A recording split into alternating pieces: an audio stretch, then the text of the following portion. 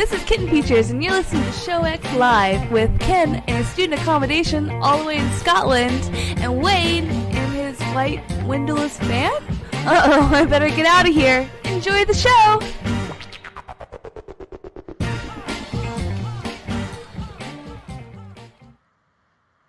Hello, everybody, and welcome to Show X on Twitch.tv, VTW Show X, on Twitter, on YouTube, on what else are we on? Mixer, and on Mob Crush, I think is all the places we are streaming right now. Welcome to the show, everybody. How are you doing? Today is the 12th of January, 2020. We're joined by our good friend Ken. How are you doing today, sir? Hello, hello, hello. Oh, Valley of Plenty. Stuck in my head after the after the pre-show. I figured you'd appreciate that. I thoroughly did. It was most enjoyable. I'm so sad that I finished watching that. I'm so sad that it's not just, season 5 is out and 4 and 3 and 2 all at once. Well, the funny part is I've seen various notification stuff coming up talking about the series and thoughts that it sounds like they have already, I don't know if it's fully greenlit or at least have the plot and storyline for 7 seasons, I think is what I was seeing something about. Well, it's because it's based on the books, right? So from what I've read, they're doing a kind of Game of Thrones style thing where they're trying to follow the books as far as they go, but the original author is still writing more books, so the show is probably going to outpace him at some point, and then we'll see what happens. No, and absolutely, Preacher. We are trying to be very good about never spoiling the content that we talk about on the show. We try to be good. In fact, I'm still, in my own self-imposed, I will not talk about in any detail Episode 9 for Star Wars as much as I want to and have like in-depth discussions with members of the community about it, because I hear the little bits of people loving, hating, otherwise about it, and I want to know more about what it is people think. But I have to do this all being cognizant that some people haven't made it out and seen it yet. And so trying not to spoil anything. So absolutely do my best not to do so. Let us know if we get too far down the line, the wrong direction. Also, of note, people, and just apologies up front, I have work being done on the house as we speak. So you may hear little bits of thumping and noise and stuff going on in the background. You also I may have to run all of a sudden to answer my door to talk to the people who are working on the house. So be aware at some point you may see me be like, boink, and I'm out and running like that. And so be aware. Also, in general, just technical note, this is now my second week-ish on the show of having different interwebs.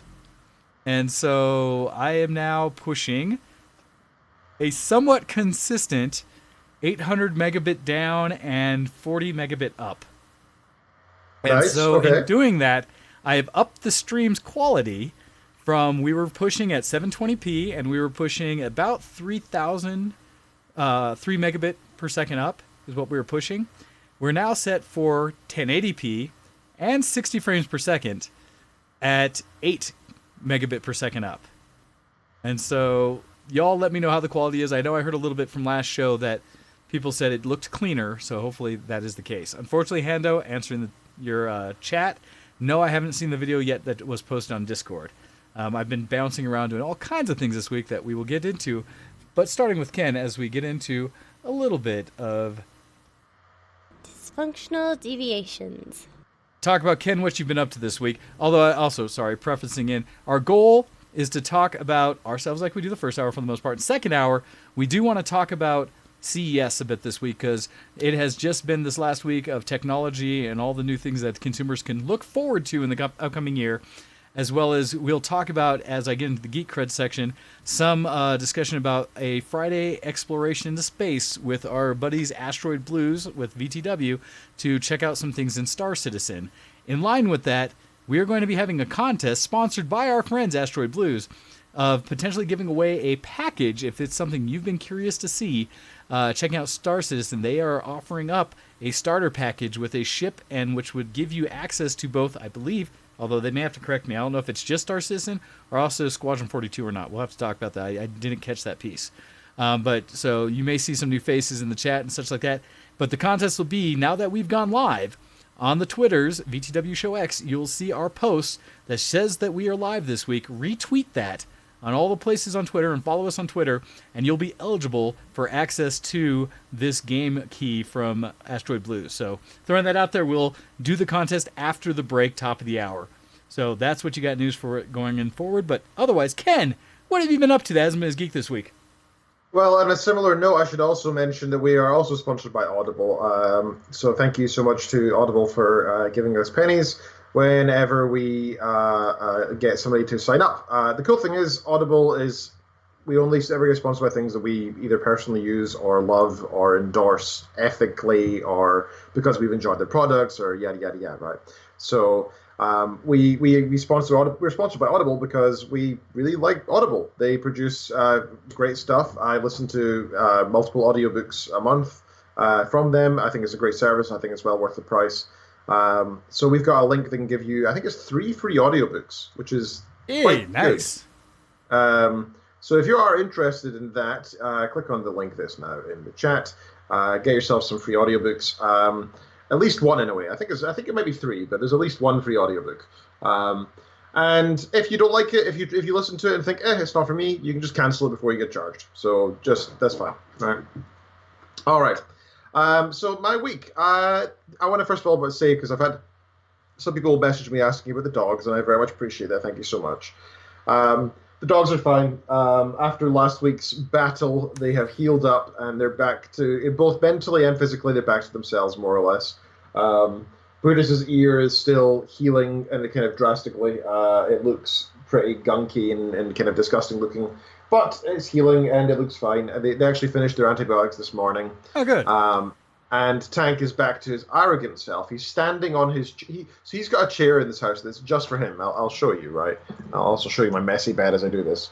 But he has got a chair that is just for him. That's his chair, right? And look what he's doing. He's just standing there because he doesn't want to be stuck in this room with his boring dad. He wants to be out exploring for some reason. Like, Kitten Features is away out looking after some friends' cats just now. Okay. But for some reason, he doesn't want to be in here with me. Like... He wants to stand at the front door and wait for his mum, because obviously sitting comfortably in a chair that we got just for him is not good enough, you know. His own furniture, and he's still not happy. But so yeah, the dogs are better. Thank you already for ask. I do appreciate that. They're doing fine now. The big news for me, nothing really exciting has happened this week that's worth mentioning. I should mention that this coming week, my mum is actually coming to visit. Oh, hey! Very cool. Yeah, so in 4 days, she's flying into Detroit, and I'm going to drive over there, getting a rental, and I'm going to go pick her up, and we're going to hang out for like 5 days or so. The annoying thing is I am still working during that time. I haven't got any time off, so gotcha. It's really going to be the weekend that we spend together, but the couple of days on each end, she's going to have to fend for herself by Kitten or by herself, yeah. The other thing is the rental can only be driven by me, and plus she's she's never driven on this side of the road, and doesn't have insurance here, and it's snowy and icy, so it's pretty, it's kind of a scary thing to do, to learn to drive in a different country. So I think I'll just be driving her around, as opposed to giving her the keys. So yeah, that'll be fun next week. So next week she might even jump on and say hi. We'll see. Hey, that would be wonderful. Of course, would love to see your mum. She's a lovely lady. I miss her and your father. So that is super cool. Look forward to that. Yeah, it's going to be weird having my mum here in Michigan, here in the U.S. So yeah, the other most important thing is it's 12 days to Star Trek Picard. I mean, that's... Oh, is that really? Yep. I've got it on my calendar. I have a little reminder that tells me every morning how many days. So yep, 12 days until Picard. I am so very excited for that because I loved TNG. I thought it was I thought it was the best Star Trek. And I've been trying to rewatch it right now with Kitten. It's the first season, which is a bit rough right now. We're not really gone far at all. I think we're in the first very long episode still, where Q makes an appearance and teleports them all to. Do the sort of Spanish Inquisition on why humanity is an evil race and why you don't deserve to explore space and everything. And it's kind of a hard watch because Q is just ridiculous, this godlike creature. And later on it's funnier, but in the first episode you're like, is this what? Oh, that's is right. This Star Trek? That's right. Is this Star Trek? It's been a long time since I'd seen Q, so yeah, I'm trying to think oh yeah, I forgot how he was introduced. Yeah, he's introduced. He's a great character. I love Q throughout the series. But later on, he's more like a fun side episode. In this one, it's like, no, no, no. I am now the all-powerful presence that's going to stop the entire, Federation from exploring space. He's actually a plot element. Whereas later on, he's just a side quest, a silly side episode, right? A silly filler. So yeah, we're getting through that, and I can't wait to see Picard. It's coming up soon, and that's going to be super exciting. 12 days. 12 days! Let us know if you're interested as well. Well, and do you know what it's broadcasting on? If it's a specific station or where it's going to be? No idea, actually. Picard stream. Let's find out. CBS All Access. Interesting. That's all right. It means it'll be available out there somewhere for people to watch. Oh, I will watch it no matter what. Nothing's getting in my way. I will find a way to watch this. Exactly. It'll be out there. It's the most important thing in the world. Sorry, I'm just going to retweet myself. So as well as that, in 13 days, the day after Picard comes out, so I'll hopefully have watched it all by then, we're going to New York in 13 days' time. Oh, really? Yeah, so one of Kitten's Christmas presents was tickets to a band that she has loved for years, a band called Group Love. Okay. And they're a polyamorous promoting band of hippiness and loving everyone. And well, I don't personally agree with their like go do what you want, like each their own. I don't care, but I ain't doing it. It's kind of my viewpoint. It goes into no. There's so many things. I understand that viewpoint. I have a lot of people who I support them as individuals because they're friends of mine. I respect them, but it doesn't necessarily mean that choices they've made or ways they think about the world are ways that I allow myself to believe. That I myself disagree with the choices they make, but at the same time, I'm not going to blast them for it or make them feel bad about it. They can live their best life. I'm just going to continue to disagree with how some of their viewpoints of the world are. I think that's how most people should be. No, I agree. We have a couple of close friends back in Scotland who are polyamorous, and that's fine. I mean, it weirds me out when I see it a little bit. I'm not going to lie. Like, I'm kind of like, but it's because I'm seeing it from my own perspective of if I was partaking in that activity right now, I would be emotionally hurt. Like, I would be in pain because I would be, but in my eyes, I would be betraying my wife, right? I would not like that. So I'm seeing somebody else do something that I think should cause pain or would cause pain to me, and therefore I'm empathizing. Really, I'm actually trying to empathize, and the empathy itself is actually contrary to what's actually happening. So I need to logically tell myself what I would feel in that situation is not what they are feeling. They're actually having fun, enjoying themselves, and I support that and I respect it, and I say go for it. If you actually have that capacity and ability to do that, good for you. I do not, sadly, and that's just the way it is. So yeah, she's going to go see this band in New York. I'm going to drive her and the pups over there. Her eldest sister, not older than her, but eldest younger sister, is going to be meeting us there, and we're going to be staying in the hotel for the night. And so it's going to be good fun to catch up. And I'll be driving them to the concert. I ain't going. I'm going to stay at the hotel, look after the pups. And that's that. So I hope they have a great time, and I'm going to thoroughly enjoy driving all the way over to New York and back. That's going to be interesting. Well, it should be an interesting experience. I'll be curious to know how deep into the heart of New York you're traveling, because I understand deep. Well, I understand travel becomes very different depending on where in the greater New York you actually go. I've never been, and I keep talking because I have a friend at work actually who is a New Yorker by heart, and she and I share stories because I'm determinedly curious about what that New York experience is like, especially to have grown up with, compared to everything I've done. New York.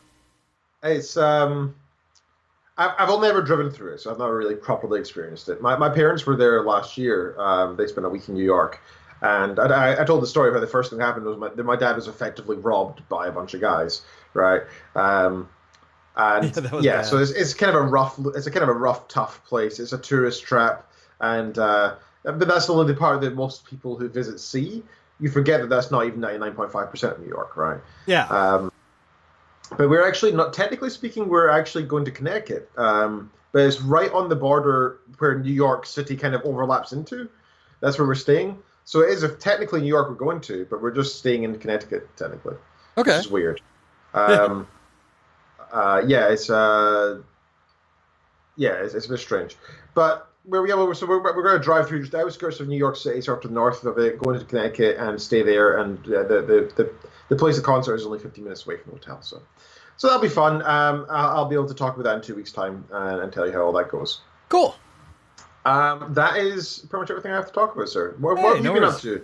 And I see that you last week you're talking about you're thinking about getting gutters done, and you're talking about the potential of it all now. It's happening. So Yes. So currently, the buzzing around is me investing in the longevity of my house and hopefully making it so I have less maintenance to worry about in the future. It's one that the price is higher than, of course, I would love to spend, but I feel like it is a long-term investment since it's all lifetime insured, and I can pass it down to a future buyer if they were to buy the house and things like that. So I think it's worth the effort for me to. Are you thinking about selling your house one day? No, but it's one of those things, either if I were to or not, it's just nice that I could transfer it.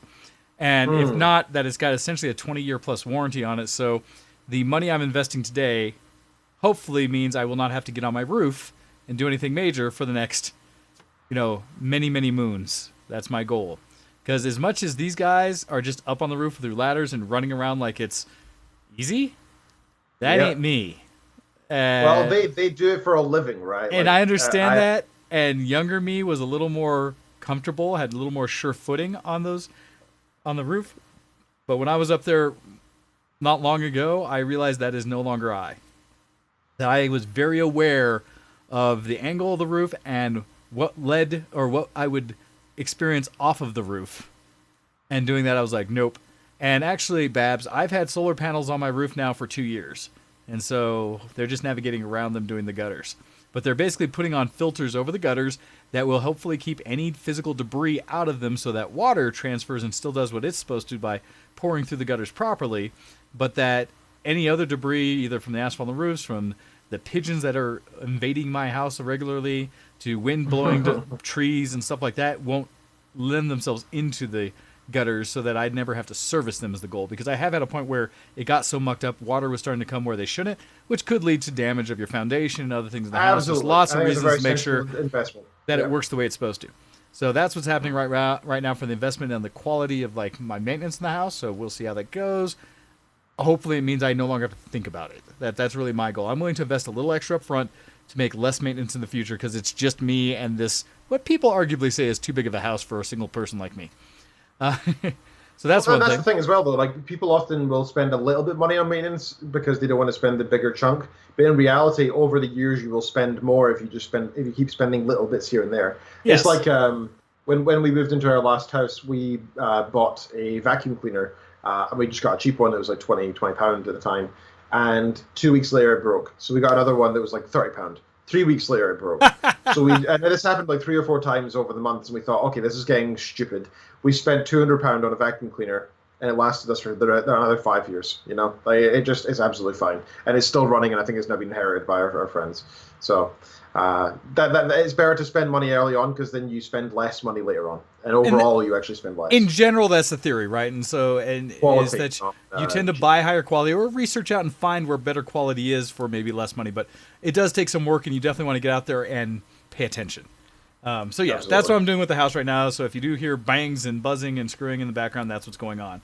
Other than that, I did mention... You're screwing in the background in your house, Wayne. Don't worry about that. Yeah. That's a common occurrence. Other than that, I unfortunately never found my wallet. As much as I cleaned the house and ran around and stuff like that, I still have not located it. So I ended up doing the first part of the process, canceling cards and things like that and getting replacements to me. I'm in the process still. I'm actually still cruising around on the paper license because the state now mails your new license and it takes up to 30 days. And so I'm still suffering that, but I have a little piece of paper that says, see, I have a new license coming. Don't get me bad. I did the right thing. So there's still a challenge in that. I'm still feeling a little boom. I have to update like online accounts with purchasing information for credit cards, all the fun that comes with it. So it's so weird because it's been years and years since I've run into a problem like this. So that's still a thing, but it's going there.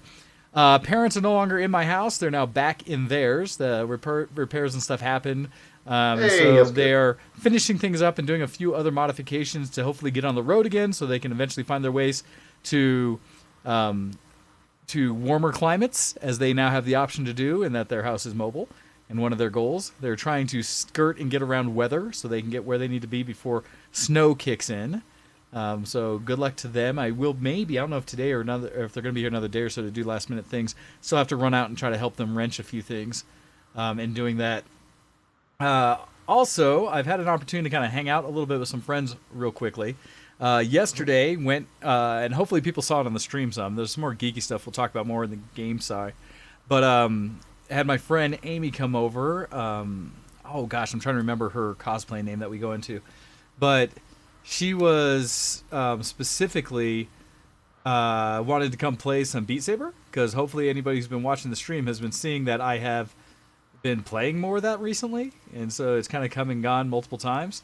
And so hopefully you've seen some things you're enjoying by it. I hope that people are entertained by what nonsense I'm throwing out there with Beat Saber. But yeah, Melon Dreams, thank you, Copy. I'm so glad you remember that. Yes, Melon Dreams cosplay. So if you want to check out her stuff. But she came over, wanted to play something. It was entertaining for me to watch. As she had the gamer, like, what do I want to say, the ego part of it in, that she's like, I play rhythm games. And darn it, when I play, I'm always playing on expert. Guitar Hero, Dance Dance stuff, I play on expert. Not a problem. I will, controversially say, that little bit of the Japanese in her wanted to be like, I'm a competitive gamer. And so I told her, I was like, yeah, but you should probably at least warm up on, like, hard or something.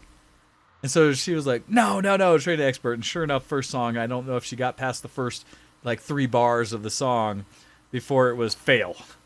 And she did that multiple times, and I just thought, like, I'm just saying, you might warm up. Get a feel for it at least, right? Like, yeah, well, it's in VR, right? You might be naturally good, but even if you're, even if you have a latent talent for something, you need to know that how to like. If you're natively good at music, but you pick up an instrument you don't know how to play, you'd still, try and do something basic to get the, know how to hold it, right? Same with any device you use or whatever. Exactly. So feel free to check out the stream. I think it's labeled as letting my friend Amy check out VR. So she did a little bit of that. She watched me play a little bit of Super Hot, as well as some of the songs in there. And I think that might have... Oh, and I let her play a little bit of Voltron, the VR experience, that which she fumbled through as best she could, because it doesn't tell you a lot. It's kind of supposed to be intuitive as the interface. And she was making it through, but there was quite a few times she's like, what am I supposed to be doing right now? And so I was entertained. She wanted to get a catch of it, so that was fun. Also, today I had another friend come over before the show and walked her through all things automotive. She was mentioning that she basically had never trained, never been taught anything about cars. And so we went through and I did a basic down from, here's when you turn the ignition, all the things that happen. Here are the parts of the car. Stuff that a lot of people take for granted about the actual physical connection of all the mechanical pieces of a car, and gave her like a automotive 101 when it comes to the mechanical aspects, which I do wish more people would take the time to do, because I think it would take away a lot of the mystery and concern of whether something is, people get scared by the things they've not experienced and don't know a whole lot about. And I feel like once you've done it, it's so much easier, right? And it's not a big deal, but so it's new. So it was our first opportunity for that, which was a lot of fun, I thought. But that's really what I've been doing that haven't been Geek this week.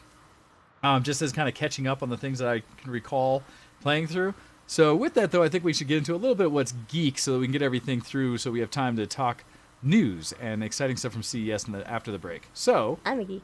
Are you a geek? Geek cred, level up! Ken, what has been your geek this week? Well, sir, in terms of gaming, I've been playing some League of Legends, just for a change. I'm no longer silver. Not because I lost the rank, but because the new season has begun. So I've lost my rank in that sense, right? I didn't know that. I don't pay attention to when the seasons start or finish. So I was actually glad that I got to silver before, because if I was, one match away from promotion or something, and then it would reset, I would have been so mad. So it's a lot better this way. I've actually been playing. Well, me and you played an ARAM yesterday with my buddy Graham. He came along and we played an ARAM together, and that was fun. I think, did we lose? Did we win?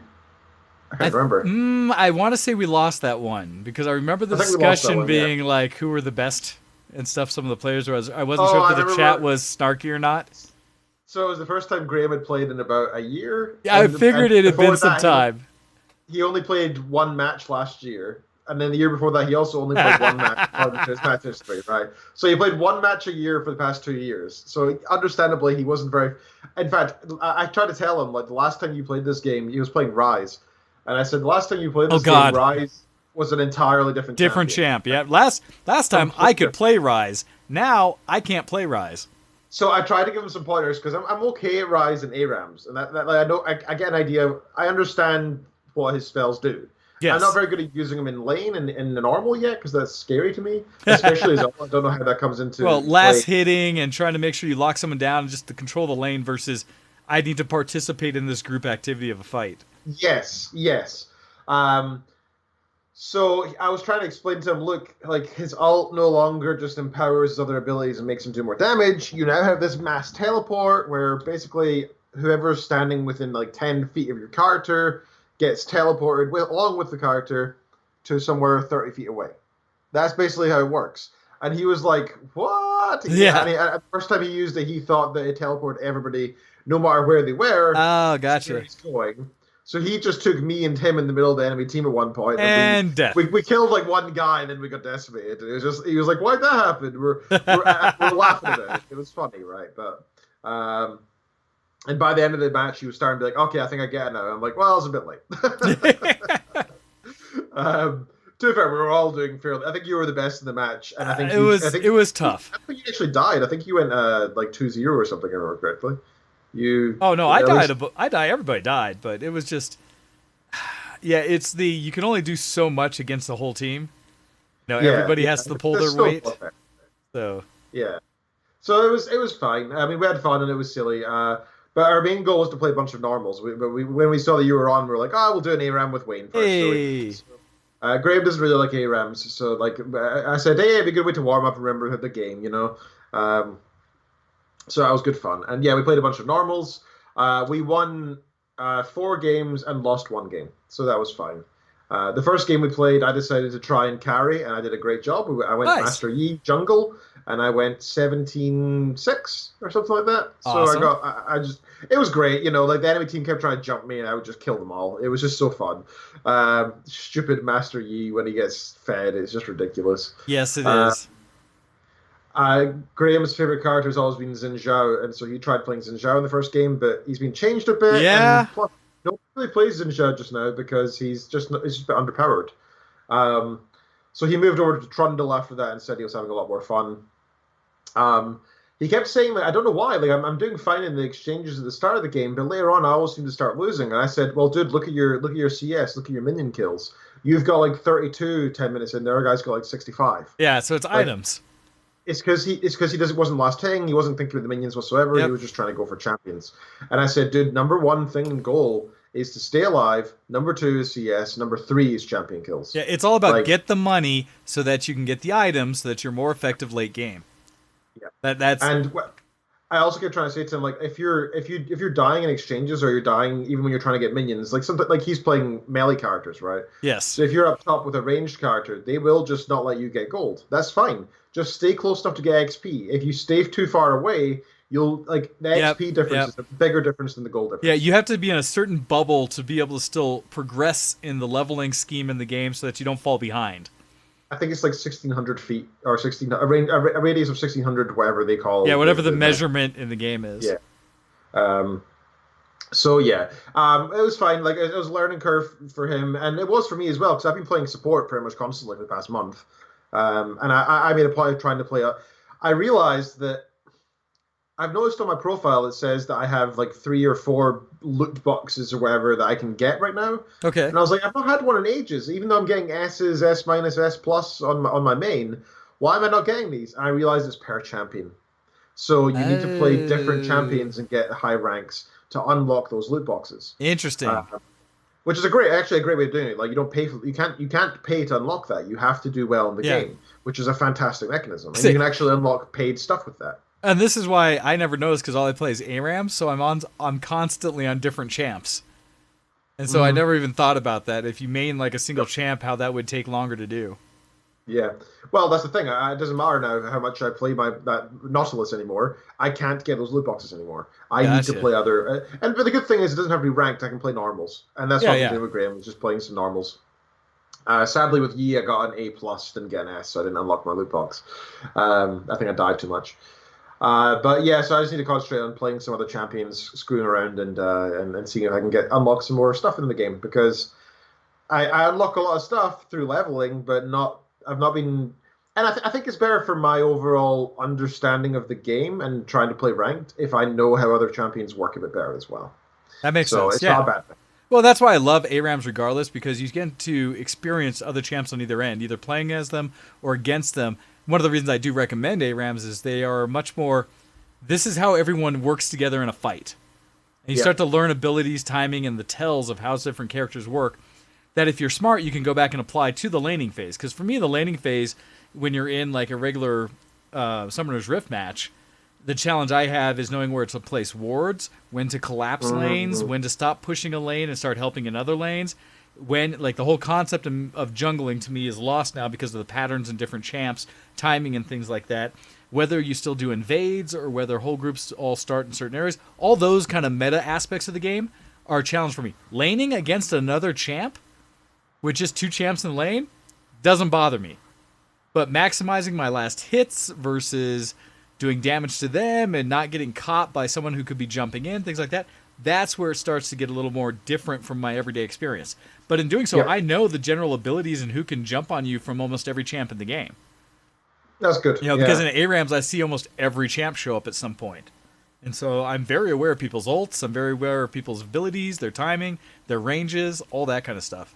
Which is probably why when we played, I did as well as I did. Well, yeah, I mean, you are a good League player, but you just need to know the meta. And if we were on Skype or whatever together, I can tell you and explain. Makes it way easier. Yeah, it's a lot easier than you having to learn over, lots and lots and lots of trial and error with no real guidance. Yeah, much easier than watching videos and stuff to learn by somebody actually coaching you as you're doing it to say, see, what you're doing there is probably not the best thing to do at this moment, and here's why. Yes. And like you said, if you've got a good feeling for all the champs, there's currently 148 champs in the game. That's a lot of stuff to learn, right? Because you never know what you're going to be against, what weird abilities they may have, if they can jump on you, slow you, blind you, whatever, trap you. It's stuff that you need to kind of understand at least. Like I think I've got a good feel for a lot of the champs as playing against them. Yes. But not because I actually understand what they do. For example, the other day when I was playing with Graham, actually, I was playing jungle, but there was a Darius top who completely wrecked Graham, right? Not because he did poorly, but it's because Graham actually won lane, then left lane to go and roam, which is what you're supposed to do. But both me nor him went to protect the tower at top. Darius just kept pushing and kept getting loads of minion kills, and eventually he got really fed from CS, right? Gotcha. And I tried to 1v1 Darius, and I was like, oh my god, how is he doing so much damage to me? I was playing as Rammus, so I was like, surely my armor's helping me here. And I looked at the damage done, and Darius, it turns out, does a crap ton of true damage. Oh yeah, so that cuts right through. About a half of my health was just gone from true damage. Doesn't matter how much armor you have, it's just... So I needed health, basically, is what that meant, right? But I didn't have much. So I needed to work on that. But now that I know that Darius does a lot of true damage, along with Vayne and Aurelia, I can keep that all in mind. Nice. So you're always learning. Oh, yeah. So yeah, we've been playing League, and that's been fun. I look forward to continuing to play that. I wish I had more time for it, to be honest, because I really do enjoy it. I know how to do my placements in League, so to find out what my rank is. I think it's apparently 10 games you play, and then you get placed. So it'd be cool if I could do that over the next little while and find out if I'm still going to be silver again or if I have to earn it again. So we'll see. Very cool. In terms of audiobooks, I am now reading... So it's kind of a mess because there's various books I've been trying to read and struggling to. Because there are things that I think I should read, not necessarily because I'm enjoying it. So my currently reading list has 4 books. I'll do it in chronological order. So first I started reading Meditations by Marcus Aurelius, and that's a very enjoyable read. I actually thoroughly enjoy it. I think I showed before. An old family friend for my for handing in my thesis, and he gave, and actually passing my thesis, he gave me this beautiful notepad, which is lined with silver. It's absolutely gorgeous. It's Addison Ross, which is a really fancy brand, apparently. At first, I was like, oh, it's a notepad, whatever. I looked it up and I was like, oh, that's a nice notepad. Like this is actually quite an expensive gift to give somebody, especially for a notepad.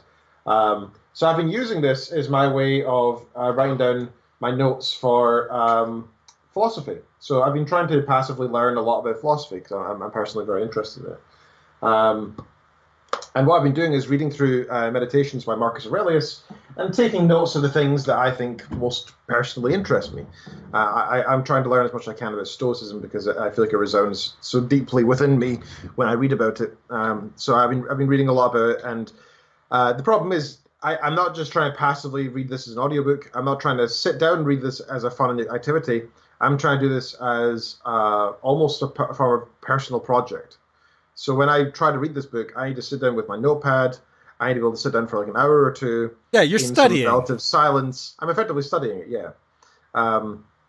So that's taking a long time. I added that about 4 months ago now, and I'm still very slowly getting through it. So that's one of the books I'm currently reading. I'm also reading Dracula, Bram Stoker's Dracula, the original. First chapter was really enjoyable. Second chapter was all about these weird letters, magazine cuttings, and back and forth, basically between two or three women about their potential partners. And I found it so dreary and dull and completely uninteresting. You mean the stuff that didn't make it into most of the movies? Yes. I mean, the first chapter is so appealing and really fascinating, and it's fantasy and kind of terrifying. But the second chapter, man, it's been hard to get into. So I'm trying to get through that, but again, that's something that I just put on the sidelines. I then moved on to Beyond Good and Evil, Friedrich Nietzsche, who's probably one of the most famous philosophers in the past few hundred years. I'm about a third of the way through this book, Beyond Good and Evil. It is the problem with a lot of philosophy this is the kind of thing that you read in a philosophy class as opposed to something that you can read as a person like me who's not an expert, right? When I read Meditations by Marcus Aurelius, that is a man who has had some experiences and is writing about them. That's fine and easy to relate to no matter who you are. Nietzsche writes as a philosopher critiquing all of philosophy up until that point. So you need to kind of have this basis because he starts talking about other branches of philosophy that I just don't understand and don't know. And it's about these abstract forms of philosophy and the feelings that you get from knowing an entire branch. And so he doesn't just reference like a passage. He references like the theme of a branch of philosophy that I have never even heard of.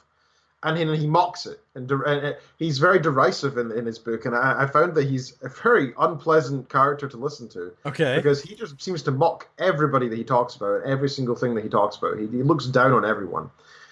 Nietzsche was generally frowned upon during his time. People didn't see him as anything spectacular. It wasn't until 20, 30 years after his death that people realized that he did write some fascinating things.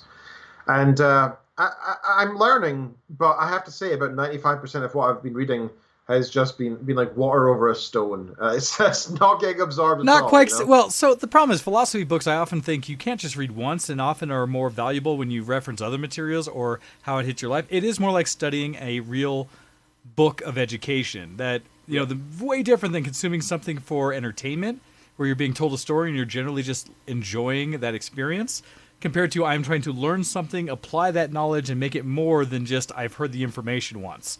And so in doing so, you really do have to research and learn. That's why in so many educational books, you go through an exercise, you actively use the information you're given, and you turn the learning into something that becomes a reference later, where you may experience areas in the future that need that knowledge that isn't necessarily readily on hand. So you go back to those previous chapters, read up on those lessons again, and then apply them as part of the new lesson. That's learning, right? And in philosophy, what you're trying to do, you're going that extra step.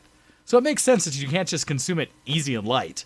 Yes, it does require, like I said, I think this is written for philosophers, for people who have a background and an expertise in the field, and that's why I'm really struggling. It feels like I'm trying to read an advanced calculus book with barely understanding how to do, mental maths, right? Hey, at the same time, philosophy is something that continues over life, right? And so it's not something you have to learn right now and have available the rest of your life. It's something you continue to expose yourself to apply, adjust, and learn more as you go forward. Absolutely. So this is just a piece in the process, and I wish you luck in how you do that whole mechanism of the learning and applying that you're doing. Thank you very much. I don't know if I'm going to be applying much of what Nietzsche preaches. I don't know. I'm not much of a... If not, he's kind of an anti-nihilist. People refer to him as the father of nihilism, which he is, but he actually advocates against it. He says that's not what you should not do.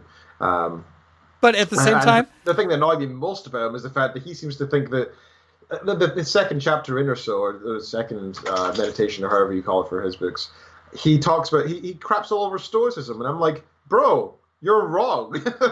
Stoicism is where it's at. That's the key of philosophy, right? It's understanding different opinions, and arguably I will say, much like anything, it's don't take one, you do pieces of all. All right, real quick, I'm going to have to run to the door, so continue your discussion there, finish up what you got with GitHub, and then we'll get into what I've been up to. So Mr. Wayne has the roofing being done right now, so he has to keep an eye on that while I'll continue here. I've been reading through that book. Again, it's really hard to get through. I realized after I was 2 hours into the audiobook that I had barely absorbed any of it. And while I might understand what the words in a sentence mean separately, I didn't understand the meaning of the whole sentence together because it was so abstract that I wasn't even sure what the point that they're making is. So thankfully, the book that I'm reading also has some footnotes before each chapter describing what Nietzsche meant in that chapter, but I'm still not even following that fully. So it's one of those things that I'm just going to get through. I'll read through it slowly when I feel like subjugating myself to it. And over time, I'll get through it. And one day I'll have to reread it when I have more of a grounding in philosophy. But I'll force myself to get through it anyway. Last thing I want to mention in terms of reading is that because I got so sick of reading stuff that is, hard to get through, I decided to treat myself to something that I would enjoy, but also have been wanting to read for a long time, and that is The Shining by Stephen King. So I'm now about a third of the way through The Shining. I am really enjoying it. Very well written book. I can kind of get now reading this, I now understand why King was so upset with the movie. He said he didn't enjoy the movie and he didn't like the adaptation for the screen. And it's not that the film was bad. The film is very good. I love The Shining, the film. But it's an entirely different experience and an entirely different story than the actual novel. In the novel, it's largely fantasy. The first few chapters are describing how the kid can actually basically do magic powers in some respect, telekinesis, not telekinesis, telekinetic mental magic, effectively, psychiatric attacks with his mind. He can also see in the future somewhat. And he can almost astral project in some respects as well. He's effectively a really powerful mental sorcerer, and this is just not explained whatsoever in the movie. Even though The Shining is what they call the magic. The ability piece is The Shining. Yeah, that's what this is referred to as The Shining. Because that's the thing the kid specifically has, and it references kind of what I think interacts with Jack as the character. I don't know. I've not gone that far yet. I'm not so far to go. Well, and I haven't read it, right? I've only ever seen the movie, so. All I know is that in the first couple of chapters, the kid sees the word red rum. He's only 5 years old, so he's still learning to read. He doesn't know what it means. He eventually asks a doctor, like, hey, what does red rum mean? And the guy's like, I don't know. Is it something to do with alcohol? Like, your father's kind of an alcoholic, so is it referring to that? Maybe you're having a bad dream about your dad being an alcoholic because he has beat you in the past. And that's kind of one of the themes. But, obviously it's murder backwards, right? Yeah. But that's not really referred to. And it's just, The Shining is such a core aspect of this book that the red rum comes from the fact that he's reading about murder. He's seeing the future that his dad's going to try and commit murder, right? He knows that's going to happen. And it's such a core aspect of the book that it doesn't even come out in the film. So I totally get why King is like, this film is not what I wrote. Because it's not. Gotcha. It's a very good film, but it's nothing to do with what the book's about. It happens to have the same characters, but they're watered down to such an extreme. I mean, can you even describe what the wife does in the film? What is she? What's her occupation? What's her background? She's just a wife. She doesn't even have a character backstory. Whereas in the book, she's like an educated, college-educated person, and there's this whole backstory with her mother, and the fact that her dad died, and the mother blames the wife for it, and so on. And it's just this huge backstory that she's a real character. She actually exists, you know? She's not just a wife. There's depth there. Well, so there's depth. I think what you're describing is generally the challenge that most people have when they compare books to movies, to adaptations, right? It's that in a book you have all the time in the universe to explore concepts, to build characters, to explain the environment, both in physical sense as well as like in the economy and politics and whatever around the situation, that for someone like me who's detail oriented in world mechanics, I suffer when I see a film adaptation that doesn't really show how the world works and like doesn't get into some of the details of what I love about the book, and things like that. And so I understand how often people are saying the book is better than the movie or the series. I'm not going to say that it's better. I'm just saying that they're so it's completely different. distinct. It's significantly different. And it recently, last year actually, the film Doctor Sleep came out, which is based on the 2013 novel by Stephen King, which is a sequel to The Shining. Yes. Now, I heard a lot of people who are Stephen King fans, like as in the books, were very pleased with the film. But the people who did not read The Shining, the book, said they hated the film, didn't understand why there's all this magic and stuff in it. It sounds to me like the new film Doctor Sleep 2019 film is actually based on the real book, so it actually has the fantasy elements, but that doesn't link in with the original film, The Shining, because it's nothing to do with fantasy. Yeah, so it's not a continuation of the first movie.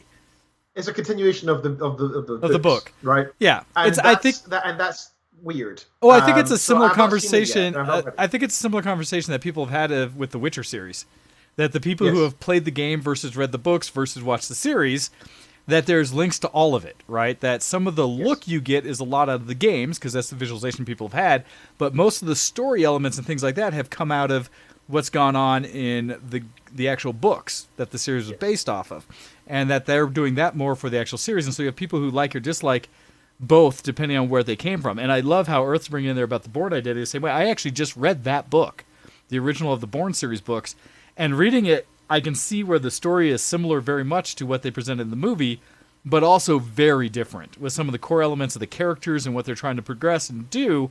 And they actually cut off one of the main elements, I would say one of the main plot points of the book as to the whole purpose of why Bourne was undercover and doing what he was doing. That a lot of that is lost in the movie. With that initial one, that when I read the book, I was like, whoa, that is okay. I got you. That's what was going on. But I also think the movie's great. And so they each have their element. That's interesting. I didn't actually know there was a series of books. I literally thought that was a standalone thing. So thanks for letting me know. I have come to accept almost any series or movie I've ever seen is based on a book. Right? Seriously. It happened to me with The Princess Bride. Right? The Princess Bride I thought was just this wonderful little geeky, unique movie. And it was its own thing. Come to find out, nope, there's a book, right? And reading the book, I was like, wow, is that different than what they portrayed in the movie? And it's one of those few examples I give where I think the movie to me is more endearing and better than the book was. Very rare I run into that. So I've seen it enough times that I basically generally believe a book existed first. Rarely ever did you get a book after the original movie or series. And so that's just my default. So also, if you guys have any books that you want us to discuss or whatever, feel free to recommend books to us. We're always interested in that. I linked my Goodreads there in the chat. I always like to see what people are up to as well on Goodreads. I like to keep up to date with my own stuff there. It's a good way to track what you're currently reading, what you want to read, and so on. Also, by the way, speaking of Audible, I realized I was going to sign up this week so I moved my Spotify over from British to American, because obviously I'm here now. I thought that made sense. And plus, it's much cheaper here. It's $10 as opposed to £12 or something. So it's almost half price here. So of course I'm going to pay for it here. Why would I pay for it back home? And I was thinking, I should probably do that with my Audible as well. Even though my library is British, I should really make the American one. And I looked at the price difference. It's if you exclude student discounts, it's about double the price in America for audiobooks. As in the UK. Wow. Yeah, I didn't know that. So I would never recommend to do something like illegal, like I don't know if it's legal, but something that's certainly restricted or copyrighted or something, or against terms of an agreement anyway. But you should certainly never have a proxy or VPN to UK, then sign up for that with the link that I provided earlier. Because even though that would help us out and it would help you out and you'd get audiobooks for cheaper, you should not do that because that would obviously be unethical. Okay, so that's a whole discussion about ethics, but regardless, yes, especially yes. in a day and age where medium is digital. We'll just we can have a whole debate about that someday. So yeah. Indeed. Anyhow. Indeed. So what else do you have besides the audiobooks and such? Or to wrap this one up? Other than the reading section, I've got one other thing I want to mention that I also provide a link to. I do a bunch of, well, as you guys know, I'm a software developer at heart. And if I can find a way of linking my work into producing some kind of external software or, if I can write something for work or do something for work that can also be published and to help. The good thing about, unlike many intellectual properties out there, for example, writing or music, software, generally speaking, has a lot of open source stuff. Like if you want to try and find a bit of code which will do something for you, you can almost definitely find an example of something at least similar online. Yes. And it's because we all know how hard it is to write code, right? It also goes to every time they've tried to patent essentially code, if you were to truly enforce patents and patent all the code that exists out there, nothing would work. We would not have the technology we have today. The internet wouldn't exist, things like that, because we'd be so mired in people fighting each other about using similar code snippets that there would be no progression in the world. It's GitHub, what you're going to talk about there, and software and sharing of code is closer to what the intent of copyright and patents was originally designed to be. That you have a time to make good on money for the work you've done and the thing you've come up with new. But in reality, all that information should become public domain, public knowledge, so that the human race can improve across the board. It's weird because software seems to be the only place where that is still openly happening when it comes to code. Yeah, it's a mad thing. It's a mad world that people still think that is an issue. I guess if it's like stealing an idea, that's a different thing. But stealing code can be reused for multiple different purposes. So if you check out my profile there, the most recent thing I actually published yesterday, I think it was yesterday. I was doing some work on this. It's called Generate HTML Publications Page. And basically what this is, and this is going to get a little technical, so if you don't understand, that's okay, you're not supposed to. If you do understand, cool, right? Don't feel put down if you don't know what I'm about to say. So basically, it's a Python script based in Jupyter Notebooks. So I'm using the Anaconda library along with some bio libraries that I explain how to use there. But simply put, there's a lot of research-based websites out there for research groups, for departments that try to have a page that is based on publications, right? So if you have a group of researchers, say 30 different researchers, all of whom are writing papers and publishing multiple papers a year, that could be, say you have 30 people in a group, that could be 90 to 200 papers a year that you need somebody to update on this website. That's a massive pain in the butt for somebody who is paid to do research to update on a website, especially since there's often issues of academia is covered with problems of intellectual property. So you might not even have access to some of the papers that you're trying to reference to. So what I've done is written a little script here, which is really easy to run if you're not even a computer programmer. This explains exactly how to do it. You can truly do it quite easily. I do give all the instructions. And what it allows you to do is provide a list of author names. You hit go. It will run a search on PubMed, which is a medical science type publications page. It'll grab those search results. It'll strip them of all of the useless information, for example, publication year of certain journals and stuff that's unnecessary. And it'll provide a nice HTML list of individual publications and put them into an example web page for you if you so please. Or separately, it'll just spit out the HTML for that raw table. And it's a simple thing that took me about 30 hours to write this week, but is going to save us so much time over the next few 10, 15, 20 You years, are right? doing the thing that most programmers and software developers really what their job is that you are taking the time to automate what is otherwise a repeatable task that is something that people do over time that takes a surprising amount of effort for perhaps little return. Yes. And so you're taking the time to automate that, which is what is providing value. Something that, even if it saves 30 seconds of time every time, because it's done so often, in the long run, it saves, hundreds of hours of effort. Like, my boss hasn't said anything bad to me, though. He seems to be fine with it. But I was kind of half expecting him to say, and I did, to be fair, I made a point of doing this in my own free time because I knew fine well that this was not directly work-related, right? I'm not doing research. This is me writing code. They're different things. But I knew fine well that, he's not going to be the one that would be the one who's going to sit and try and do this all manually, right? Yeah. And it is a nice, easy thing to be able to just click and go. So check that out if you're interested. I mean, I don't think it's really relevant to everybody here, but I just wanted to kind of point out that. You just wanted to share something else that you've been working on that is kind of a geeky activity and that you do programming. So, no, it makes sense. Indeed. Awesome. And the very last thing I should probably mention is I did write another short story in the past week. Again, I haven't shared in these places yet, but I'm going to have to update my website with some more things and properly update like a GitHub section on my website and a short story literature writing section as well. I've been working on my philosophy page as well just now because I have all these things that I like, these various hobbies and things I'm interested in that I don't want to, push into people's faces. So I just put them on this website where, if somebody's vaguely interested, they could go look, I suppose. But mostly it's just for me to consolidate my own thoughts on these things and have a central repository for them all. Gotcha. So thank you all for indulging me as always. That's my geek cred for the week, sir. What have you been up to? I'm interested. All right, so in the little bit I'll talk about before we take a break and then come back and talk about Star Citizen and such, as we're getting up to the break here, and reminder to everyone, if you have retweeted us on Twitter, Asteroid Blues, our partners that are going to be into the Star Citizen verse as we go forward, our white hat partners, as we like to say, those that will be doing the commodity and trading and mining all the economics in the game of this vast world of Star Citizen versus us VTW pirate, Neanderthal people that just want to go around and pew pew.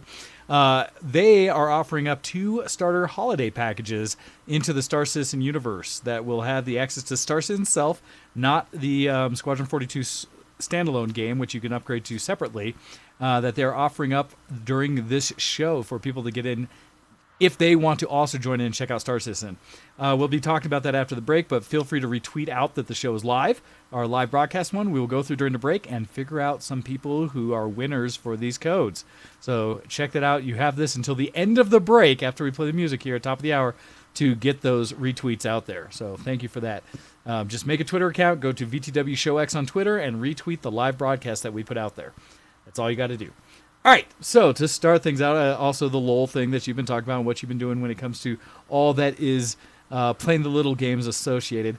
Other than that, I'm trying to think of really done a whole much. There's a piece, and it's not active I've done, but I'm hoping to do after the show a little bit, which is there is an open thing for the game Temtem, which if you remember us talking about a little bit, it's a in light of or like Pokemon World MMO that is being developed that is not Pokemon. That there is on Steam, You can get free keys out there. In fact, I have an extra key. If anyone would like one, just message me. I can give an extra key for it. They did a live thing yesterday for it's a stress test of their servers. I didn't get into it because I was busy doing other things. They're doing another one starting today, going on right now from 10 p.m. or 10 a.m. Pacific time till I think 2. So it'll go like another hour or so after the show. And so as soon as we're done, feel free to jump into that, and we will see. As well as what else was it? Again, we played, in fact, a 6-hour stream of me playing Star Citizen with the Blues on Friday. So definitely check out that video if you want to. We had some fun with it. We'll get back into that after the break, though. So with that, I think that's actually what I want to focus on. So we're going to go ahead and take a break here a little bit early. Like I said, get those retweets out there. Ken and I are going to shuffle through real quick and try to find some winners so that we can contact you directly with some DMs out of Twitter with information about those packages after the break. Speaking of, if you have retweeted us, that's great, but if in order to receive a DM, you also have to follow us. It's a rule of Twitter. We can't DM you if you don't follow us. Follows are a big deal, as well as on all of our social media. We do recommend, please, share the show, share your likes. And going into the break, I'll also give a shout-out to some people who have liked us recently on Twitch and followed us, including we had Sean Caster follow us on Twitch, we had Dominique follow us, we had Kyle Duteau to follow us, and recently Spinbot, one of the gentlemen that I got to play with on Friday for the stream. So all of them Thanks, follow us guys. on Twitch. We much appreciate it. That's how we get our message and our entertainment out to all of you. So with that, we're going to take a break. Feel free to keep chatting in here as we're going to play a song from OC Remix because we love those OC Remix guys. This one's going to be Skies of Arcadia, Rusted Hopes by Rebecca E. Tripp on OC Remix. And with this, we'll be right back after about 3 minutes. And you're listening to Show X, and see you soon. Send in your emails to showx@vtwproductions.com.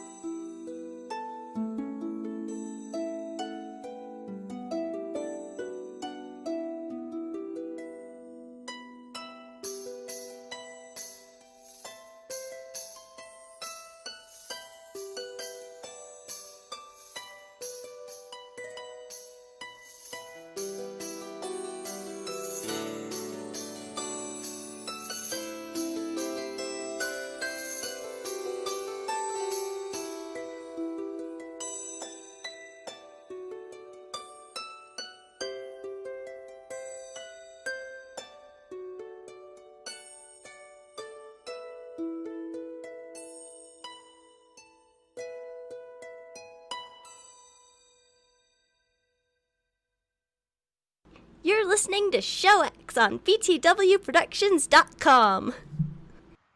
Hey there, everybody, and welcome back to the show. All right, so during that whole time, what you had was Ken and I looking at who was involved in the retweets and who we have to gift out some things to. And so let's check it out. It looks like we had a few entries in there. And so let's see. Talking to Ken in the background as who gets these things. That we did the random numbers to make sure that as Ken was giving me the randomness behind. And so I think we've got our winner set. Although, I had to figure out from Ken if we had a priority of, like, if one gets a choice or if we just randomly give them to them. We did it semi-randomly. We took it ourselves. Yeah, we took out did one ourselves, like the show bots and stuff like that, or any of the bots that automatically retweet. We had to filter those out to actually look at who are people that are actually participating in this. and then we effectively did a pseudo random of those. So do you want to just do one announcement each? Sure. I guess it'll be more. We will DM you, contact you via Twitter after the show to discuss to get the packages out, and as we work with Preacher to make sure we have the right information to be able to gift it.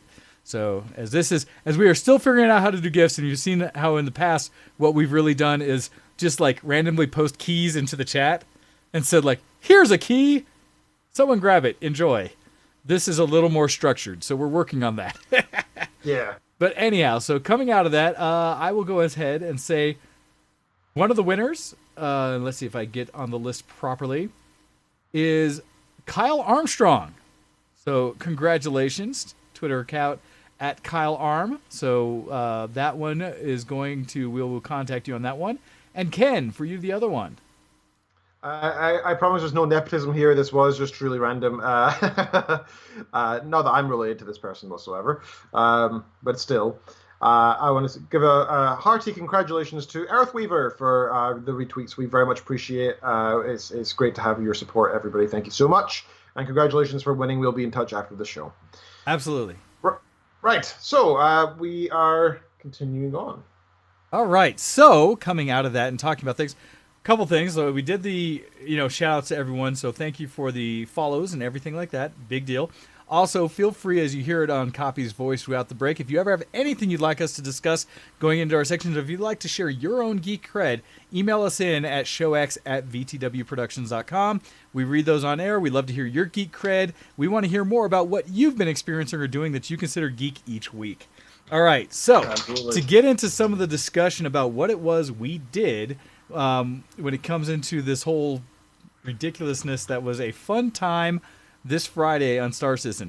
People have realized a little bit over the time that I have been playing Star Citizen more and more recently as they've done this 3.8 update that included some big things like the new technology for World Tech, as they call it. And in the World Tech, they were able to go from where a lot of the planets displayed were just visually there as planets, but that was kind of it. They had a couple that you could kind of go closer to in some senses.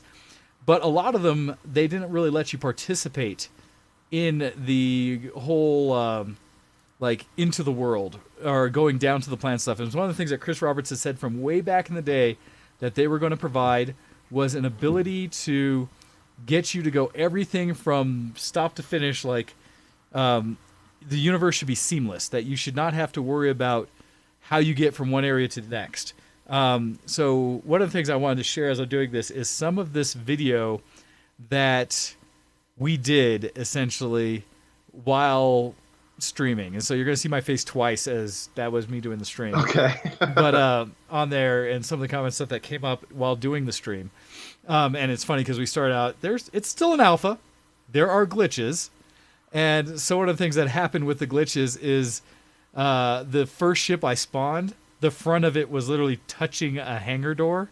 And I was really concerned that as soon as I tried to power up the ship and move it and the shields came on, it would negatively react to the station and I might blow it up. This game is just so damn pretty. I'm sorry, I'm trying to interrupt you. It's just damn pretty. There is something where multiple times you will hear me, and especially in the stream, comment on exactly how pretty I feel the game is. Because I am blown away constantly with the experience of me playing it. Just in general, how, and they heard it, Preacher and Spin and others heard it, me just going like, do you see this? Do you see what's happening here? The lighting's gorgeous, everything. But yeah, so the ship was like touching this thing. It's just how it spawned when I told the computer I needed the ship. It's hilarious. And I believe, and Preacher, you'll probably hear comments in the feed as we're talking about how much he enjoyed the experience of us getting together. Because in the past, I've been playing around just to see the engine and to kind of revamp myself of what it is to be in Star Citizen since it's been so long since I've touched it, that coming back, I've just kind of been tooling around.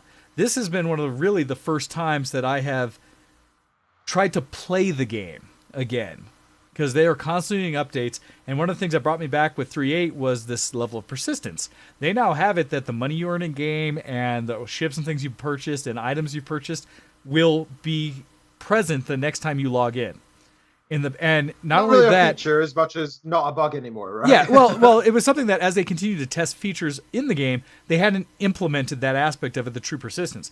Because it was something also, and this is where it goes a step beyond, you might have persistence through an entire build. So throughout the lifespan of version 2.5, it would stay the same. But as soon as 2.6 came out, it would all change. And it might be reset back to what your account settings were.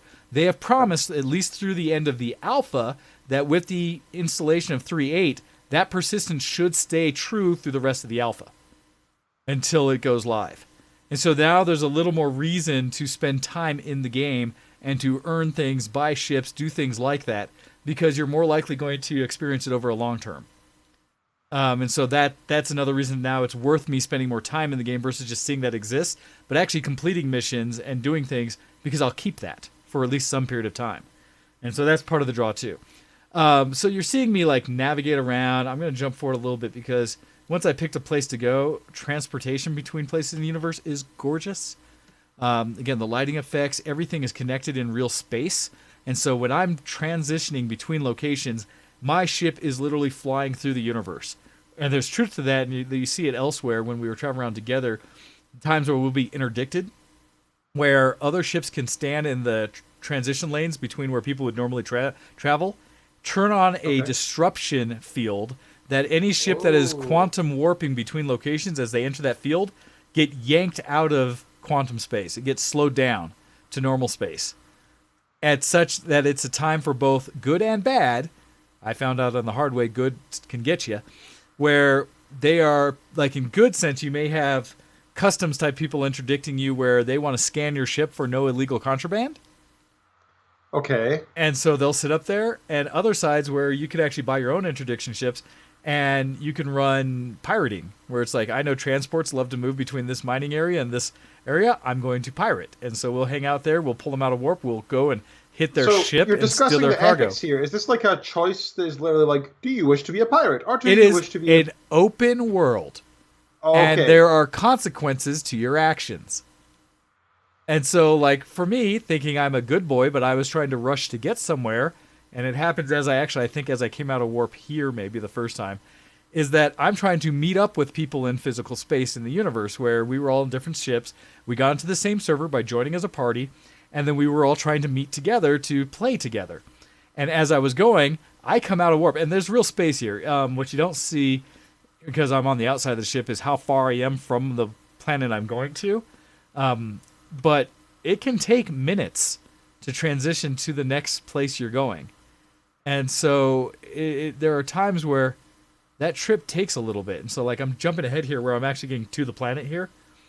And I don't know if it was here or another one where I came out of the quantum space a little. No, this one I'm, like, right up on the planet. Or no, maybe this one. But as I came through one of the quantum spaces, I got interdicted. I think it was this one. And there were ships around me. Oh, no, is this one where I blow up? There were some fun alpha things that happened. No, this one I just explode randomly. I thought I had missed all these ships, and then, boom, I exploded. And I still don't know why. That was fun. All of a sudden, it's fun because I woke up back in the ship, had to get out and try again. Let's do this a second time, but this time instead of taking the Freelancer, I jumped in my pretty ship, my 300i, which is one I've actually purchased. And yeah, I got pulled out of the interdiction, and I just said, screw it. I was actually in this ship because it's a fairly fast ship. I was trying to get somewhere. So I just passed the interdiction point where it was, authorities wanting to scan my cargo. Because I didn't slow down and stop, they tagged my license, if you will, as though I had avoided a speed trap. And all of a sudden, I got a criminal rating on my ship. Okay. And in doing that, what sucked is coming out of it, I tried to go to a station to refuel, and that station started shooting at me. The NPC station, I couldn't land there because they're like, you are a criminal. We don't like your kind here. Even though I hadn't attacked anybody and I hadn't pirated or anything, but because I didn't do the lawful checkpoint, I blasted through a checkpoint. They didn't appreciate that.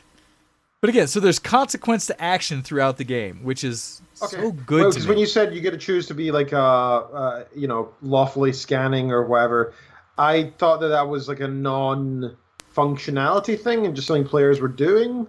In which case, does the word law really matter, because it doesn't seem to be enforced by anything other than players.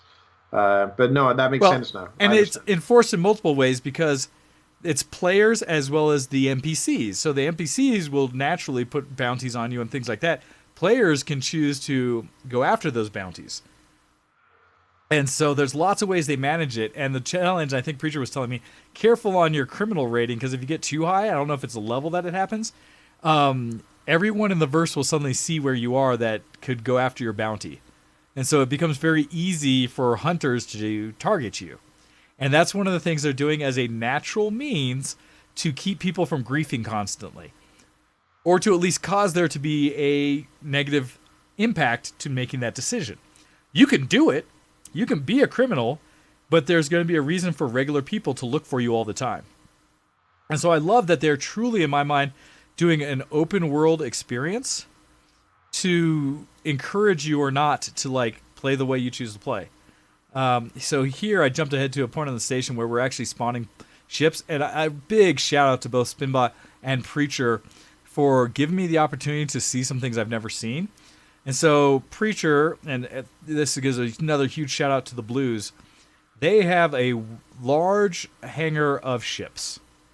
They have invested in lots of different ships over time. And so they took the time to introduce me to some of the alien style ships in the game. Because already RSI or Robert Space Industries, what they're doing with Star Citizen, they're providing so much backstory and depth to the world that everywhere has its own look and feel. Every ship has its own look and feel, and they have story behind the whys. Like the Origin ships that I have, or the one I have, is a luxury brand. And so you have a lot nicer things in the ship than you might get in some of the more functional ships that are out there. So like mine has a wet bar, right? It has actual drink area, has a fridge, it has components like it has a nice bed, and I love my ship that it has a huge moon roof in the top that when you lay in the bed, you can look out at the sky. It's the stupidest thing, but it's a thing I enjoy about the ship. And when I look at some of the more functional ships, I'm like, yeah, but it's not as pretty. As Where's stupid the as it is. Man? Where's the aesthetics? So this alien ship has some crazy looks to it. And I was able to scan around and look, and so I really appreciate that they showed me some of the more interesting looking ships in it, and how they went so far as to not just give an interesting look to the ship, they go into everything as we started flying it around and it transforms. Because even from the inside, this is a ship that has 2 separate cockpits in it, which was really cool. That is neat. That as it flies, it transitions from how it looks on the ground mode to how it looks in space mode and its flight mode. And so it's very organic looking. To me, it reminded me a lot of Farscape in a lot of ways. And it's just even to the thrusters and how they move to the guns. Gosh, it had these whole different types of guns than any of the other ships I've seen. It almost looked like you were shooting Roman candles at somebody because of the sparkle effects behind it. As well as the maneuverability of the ships. They're all very unique. So big shout out to Blues for giving me some tours of some ships. I forget the name really of this neat. one. Then he brought out another one that's, again, I was so jazzed about it. I was looking at the guns on it and such. But we brought out this other ship that he let me try, which was was it this ship or the other one I crashed? I think it was this ship, actually. I took it to see the particle effects of it taking off. So here is us going into I was shooting the guns, I was going into quantum space. It had an entirely different look of the quantum space, where it went to this nice green look versus the traditional, what I see kind of a blue look in some of the Origin ships. As it pops into it, and we just did a short jump, this green kind of effect of all the energy, and they persisted that through the engines, through some of the weapons and stuff. Again, its own aesthetic for this type of thing, which I just thought was phenomenal. Really gave me just goosebumps for how cool I think it is that they're putting this level of detail in. That's so cool, yeah. Yeah, and That's so gorgeous. jump out, I start shooting some stuff, but then as I tried to come back, let's see, this might be after. At some point, I ran the ship into the, it was so fast, I didn't hit the brakes, and all of a sudden I saw the space station in my face, and might have saw it up close and personal, and boom, died again. Respawned, came back out. Can you damage space stations by suicide running them? From what we've seen so far, I don't believe I did any damage to this station. I don't know if there's going to be a mechanic in there to try to take out stations, because these are waypoints. What happens is, at least physically for your weapons, as you get close to some cities and areas, they go into an armistice zone that your weapons automatically deactivate. And so there's essentially Right. areas that you cannot create violence on each other. You can't shoot each other. You can't melee each other, even as units in the space. So they do things to kind of provide some little areas that you can't. This ship transforms so cool. Yeah. You know what? I think they've done the really right thing here that they're focusing a lot on the ships because space, while beautiful, is rather samey, right? I mean, until you get close to planets, you're really just in a big black expanse with some lights in the distance. That's it. So if you can do some extra focus on the ships, you can really make something interesting, unique, and something that can grab your attention. I think they've done the right thing focusing on the ships. They have done so much good. And in the ships, they focus on the exteriors, the interiors. They have certain things that look like one of the things our preacher mentioned was the interior lights on these ships are so different. And so this one has like a red interior for all its heads up displays and things like that, where some of the other ships have very different. He then took us and he got to show us this Hammerhead, which is one of the biggest ships currently flyable in the game.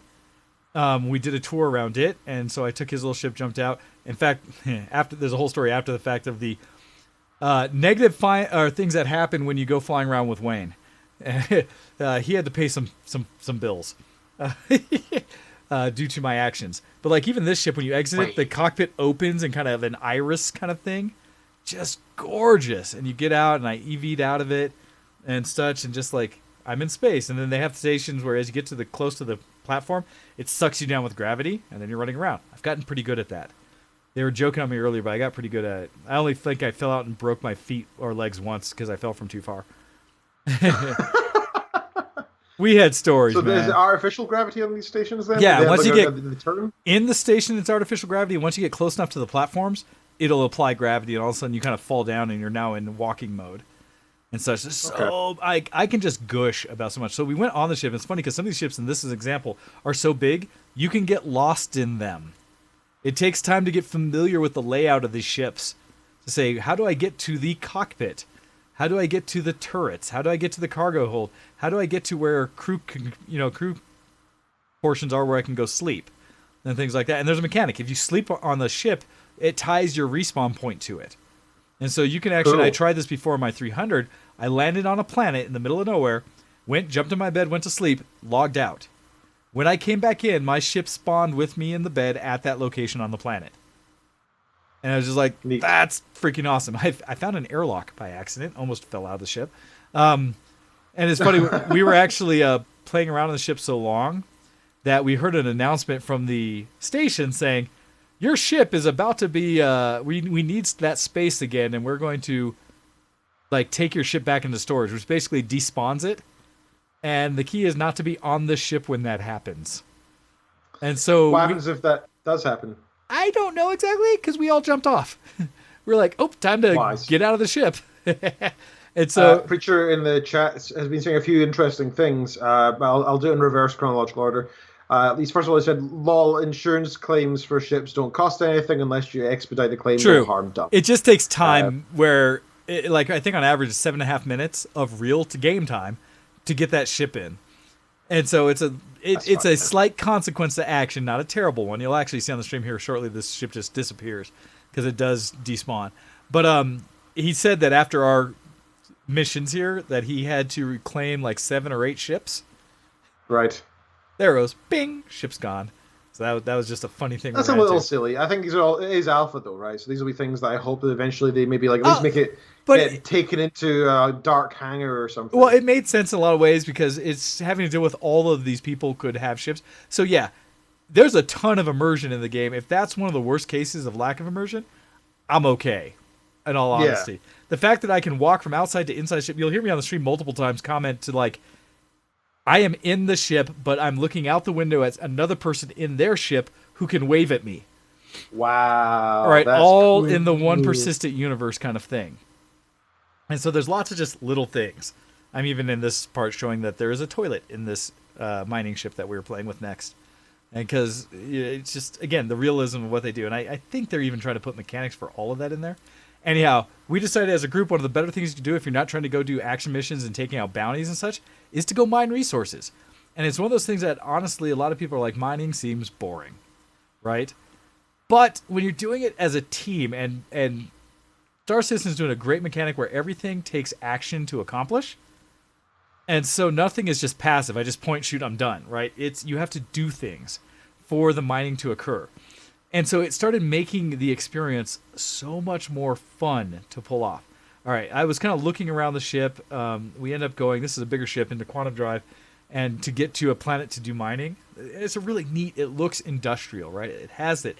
And there's a lot of functional pieces as you turn things on and off, things open up and move. Because in transport mode, a lot of the mining lasers and stuff are kind of tucked in. But this is a multi-person mining ship, so it actually has turrets that the miners jump in. So you have your flight crew, and then you have like 3 turrets that are mining lasers that people can all man. And if you do it efficiently, they can hit multiple rocks and mining at once, or they can pull all together. So many things you could do. So eventually we get down to this planet, and part of the mining process as you get down is you scan for resources. And so you get down to the planet, and you have to scan as you're flying along the surface to see where are there mineral-rich resources. Once you then, it's a pulse thing that goes out that you right-click on the mode, pulses it, you find some, you fly over to it, and you scan those rocks to see what's in there to decide, is it worth me working on to get it as to pull that minerals in? Is it worth the value of the current market for that kind of mineral? Is this one I care about or not? So it's like real mining, right? Where are resources? What's worth money? What's worth my time? All those things. Preacher's talking about some of that where shortages could change how things happen. And also, they're going to build a full economy. He's talking about the ships being recovered, where recovering means you need the parts to fix ships. That is totally going to be based on the economy of the universe. Meaning where engines are built, those engines and factories where they're built, and whether they've been delivered to the stations you're at, but the things you need to build those, whether those parts have been manufactured, and whether those manufacturing sites have gotten the raw materials. So there's going to be this whole active economy where you can do any part of this and can affect the economy. I take it there's going to be some allowances made for new players, for example, who have a new ship and they're like accidentally fly into a planet or something. Well, so that's part of where insurance happens in general. Because for those of us who bought into Lifetimes, you get insurance on one ship for the existence of the game. In some, you initially, I think right now, if you buy any of the current packages, like you get a 6 month for as long as you're in Star Citizen. For 6 months, you get free insurance on that one ship. But if you buy ships in-game, they don't. You'll have to pay for insurance and for the cost of replacing and things like that. And so there's all kinds of mechanisms they're trying to do to make it real but still be fun. So can you become bankrupt in this game? I believe you could. But I think that's also part of their mechanism. They're probably going to have some means that you can inject real-world money into the game. And now people would argue about balance, but the balance doesn't change. This is a skill-based game. And so even if you have the best ship in the game, if you are a shite pilot, it doesn't matter, right? I could take a cheesy little ship and likely go blow up your big shiny ship, right? And so there's a lot of balance in the game. Try and that 10 times fast. But there's pieces where it's like, oh yeah, jump down onto the elevator. I think I fell on his head initially.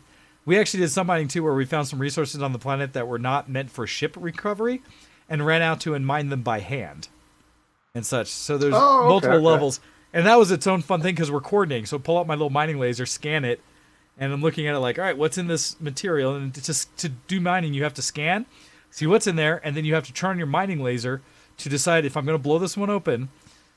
You have to shatter the rock to get to the minerals. Well, to shatter the rock, it takes a certain level of energy and time of that mining laser over a thing for a period of time. And so we went through this whole mechanism where, admittedly, this rock is considered a little more volatile. And so we didn't, at first, a lot of us like, I've been told not to mine this rock because it can explode and take out your legs. Because you've overcooked it. So as you're cooking it, there's meters on the screen, and you have to get into this little zone on the left side of this little bar that's up there, vertical bar, into this zone that's in there, and then the green bar has to go all the way over.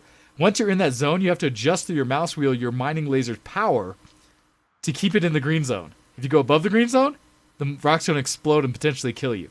Go below it, it's going to cool off and not actually crack the rock. So fun little things how to do stuff, right? And there's going to be so many aspects. So I successfully broke the rock, and then you pick up the materials. And eventually you go back and you can sell them in the market. Just even that is interactive and surprisingly fun. And us talking and sharing stories about what we were doing. We did a much more ship mining where we went over to other areas. We started getting a little foolish or tomfoolery where we were like, could we do certain things? And one of the ideas was, we have these turrets off the ship. Well, the main one, you're in an enclosed environment that you have a controlled piece. On the side turrets, you're actually open to the environment. And so theoretically, if you don't have the proper suits on, you could freeze to death or such. Right now, they haven't fully implemented that, so I also tested to say, could we go through quantum space while hanging off in a turret exposed, or will I die? And so far, I lived. But it's something where Preacher was like, I don't know, we haven't done that. I was like, I'll give it a shot. And so I hung out in the turret, we went into quantum space, and I survived. So that was kind of fun to watch quantum from a exposed turret. Just silly little things. And Ken, you're asking actually, can there be bounties placed on people? Yes. Already, I know that there's in-game, like, if you commit crime, you can get a bounty. From a person to a person? Yes. Oh, wow, okay. Well, so right now, I don't know if that's been put in yet, but there is the sense where you can set up your own missions. Like, I had one where there was a glitch in the game that I had to go to a different location to be able to get my ship to spawn. In doing so, I put out a travel request for someone to taxi me between locations. And you put up an amount of money, it gets broadcast to the verse as a mission anyone can pick up like you can any other mission. And then you can take it on. That's neat. So there's transport ones. Preacher was telling me there's a few other types that are in there and stuff. So there's all kinds of things you can do. It is, to me, one of the most open world kind of experiences you can have. It is so good. We actually had a moment where we were mining on a planet, and then later in, our good friend Paz joined us. He wanted to check out mining as well and kind of be part of the group. So he met up with us on a planet, and we were able to get him to come on the ship. It'll be interesting because I'm sure he had to recover his ship because he just left it on the planet as we were mining. I'm pretty sure I have a shot here of me where his ship's on the ground, and he was still in the ship, and I was putting the mining laser on it to say, hey, can you see this in your cockpit? As well as he did note that it was affecting his shields. So I was like, hey, I could probably take out a ship through a mining laser. That's interesting. It's just, we had so much joy in the tomfoolery we participated in together. What I believe, and we've arguably said, is the joy of a multiplayer game. It is all of those stories and things you can do yourselves that aren't necessarily, let alone Pause sitting in the pilot's lap. But of the things you can do yourself, just for fun. I did silly things like turning on the mining lasers while we're flying in space to use them as laser pointers or a laser light show in space. We had an issue as we were trying to land the ship that unfortunately some of the planets you go to only have certain size of landing bays, and each ship is designated a certain size, and if you try to go to that place, the automated system will try to assign you a specific landing site. And this one is kind of glitched in that the ship is perhaps bigger than the actual landing site. And so we spent some time trying to get in. This resulted in one of the silly things. I eventually, while he was landing, decided to go watch it from a different perspective. And so I went out of the turret because I thought, well, the turret sinks in as you land, or as you're not using it, so it made it a little smaller. So instead, I opened up the elevator, is how you get off the ship, while we were trying to land. And so I was outside the ship looking at the landing process as he was trying to land it. Like, oh, yikes, scary. I'm stuck now. And so I'm watching us try to land. And he's trying to rotate it. And then I think Paz came and joined me as well. It's like, oh, we're going to get out and watch. And unfortunately, as I think he hit the auto land feature, where once you get low enough, you can hit auto land and it'll orient you and drop you. But because of, again, that size disparage or difference between the ship and the landing space, it tries to orient it in a very defined way, and it doesn't work for this ship. And so once it hit it, it started doing this weird rotation thing, and Paz and I both basically fell off the ship to our death. Right. Because at that point, it was within gravity, and as I fall off far enough down, and I didn't have any med pens, and so it broke both my legs.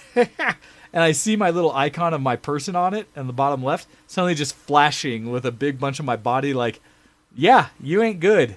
Yep, here I go, fall into space, and plaque on the ground. And you'll see, like, I'm alive, but my legs are just flashing red. And I'm looking at him trying to land, like, I think he could at this point. I think he does land it, but the problem was I'm now off. And so did Paz. We both fell. And I was like, I have no med pens. And I died.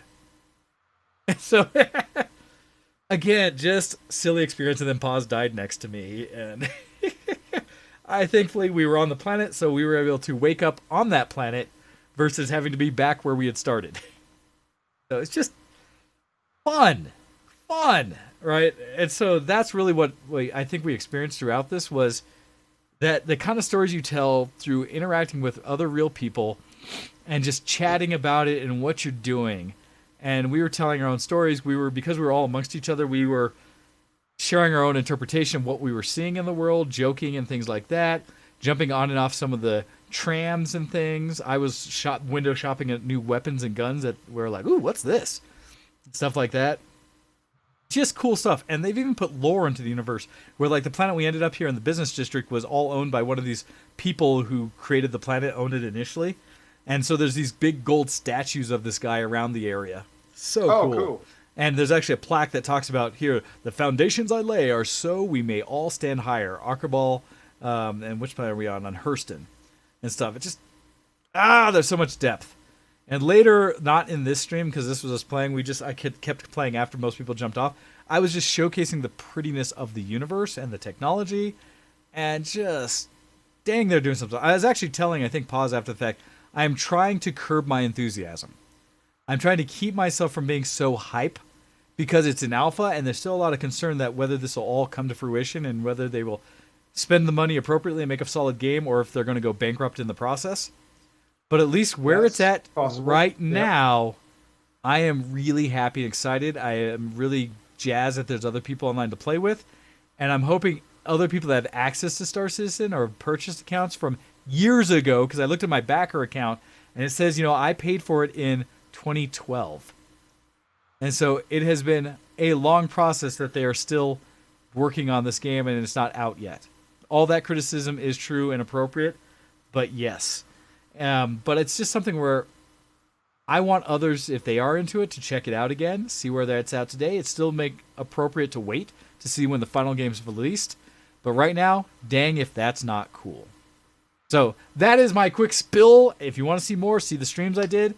But and why we did our giveaway today, thanks again to Asteroid Blues for helping us little VTW plebes understand and learn more about the game. I look forward to spending more time with you and doing more of these kind of shenanigans out there and earning some credits and maybe renting some ships of my own to go crash into space stations.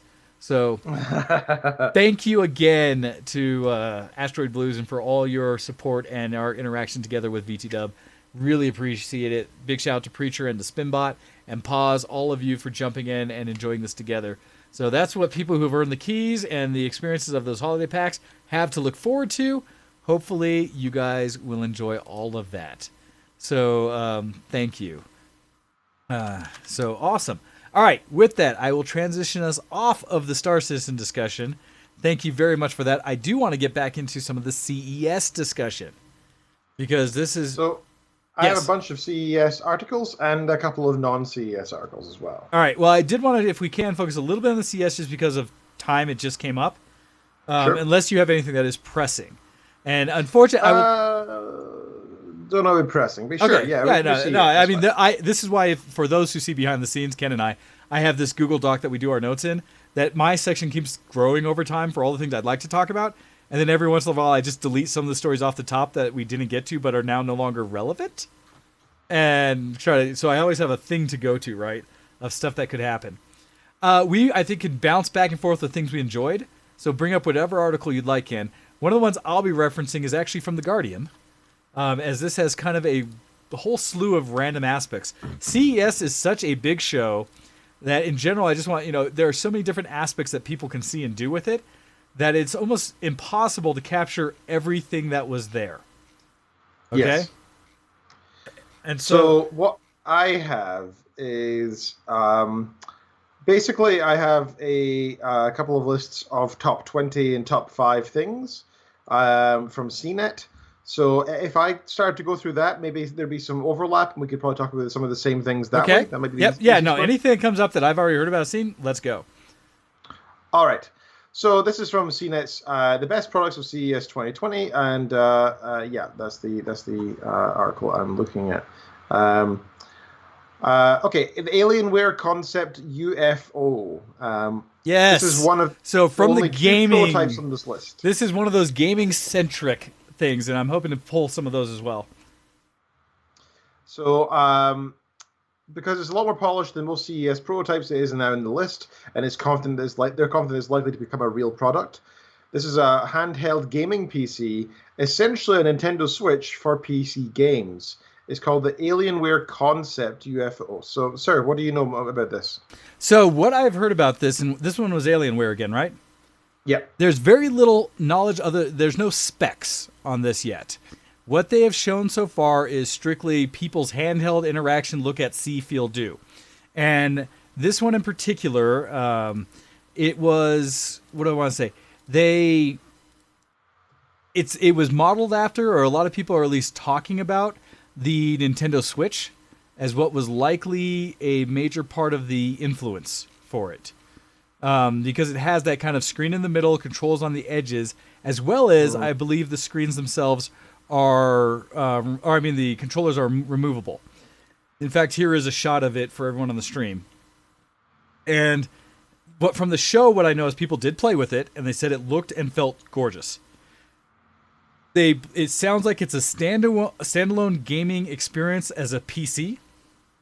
That it isn't actually, because a lot of people are conjecturing whether or not this was if it was specifically a streaming of another PC experience, like what Steam Link has done and things like that. But no, this is its own self-contained gaming experience. And they also had a dock for the controller that allows it to work kind of like its own standalone pad with the screen being separate. Again, very much like the Switch and such like that. But the problem is nobody really knows whether or not, what the specs are. What is it really capable of or not? And so it was something people touched, they felt, they played, and they enjoyed. But that's about what we know so far. Okay, cool. Yeah, it looks very interesting, and it's one of those things that, is kind of a dream come true if it works fine. The idea of having a truly portable, handheld type device that has the power of a PC behind it, it sounds like too good to be true. I think we are reaching a point of technology where obviously consoles and portable devices have been a thing for a while. The difference is this is now compatible with PC-related software, so that means you could load Steam on it, you could load Origin, you could play Fortnite, you could do what you want. True PC aspects, and if it is a true PC, you might be able to do more than game. I did see a little bit of specs on it. It says it's a 19x12 resolution, 8-inch screen. It's USB-C, and you can connect to external devices like television. It's going to be running a 10th gen Intel Core processor. They didn't say which one. And so that's what they have on the specs of it so far. Indeed. So now in a completely different branch of technology, one of the other things that was marketed is the Impossible Pork. Did you see that? Oh, I did hear a little bit about this one. Because again, this is a show about technology and more. And so there's everything from what you consider traditional tech to the idea that we are creating new biology and things like that. And so where people have heard about the Impossible Burger, basically a plant-based meat substitute, which I have tried with the Impossible Whopper and thought it's surprisingly good. And the texture of it was decent enough to not make me think, oh, this isn't meat. They apparently are doing that now with pork. So the Impossible Pork is the latest plant-based meat substitute from Impossible Foods.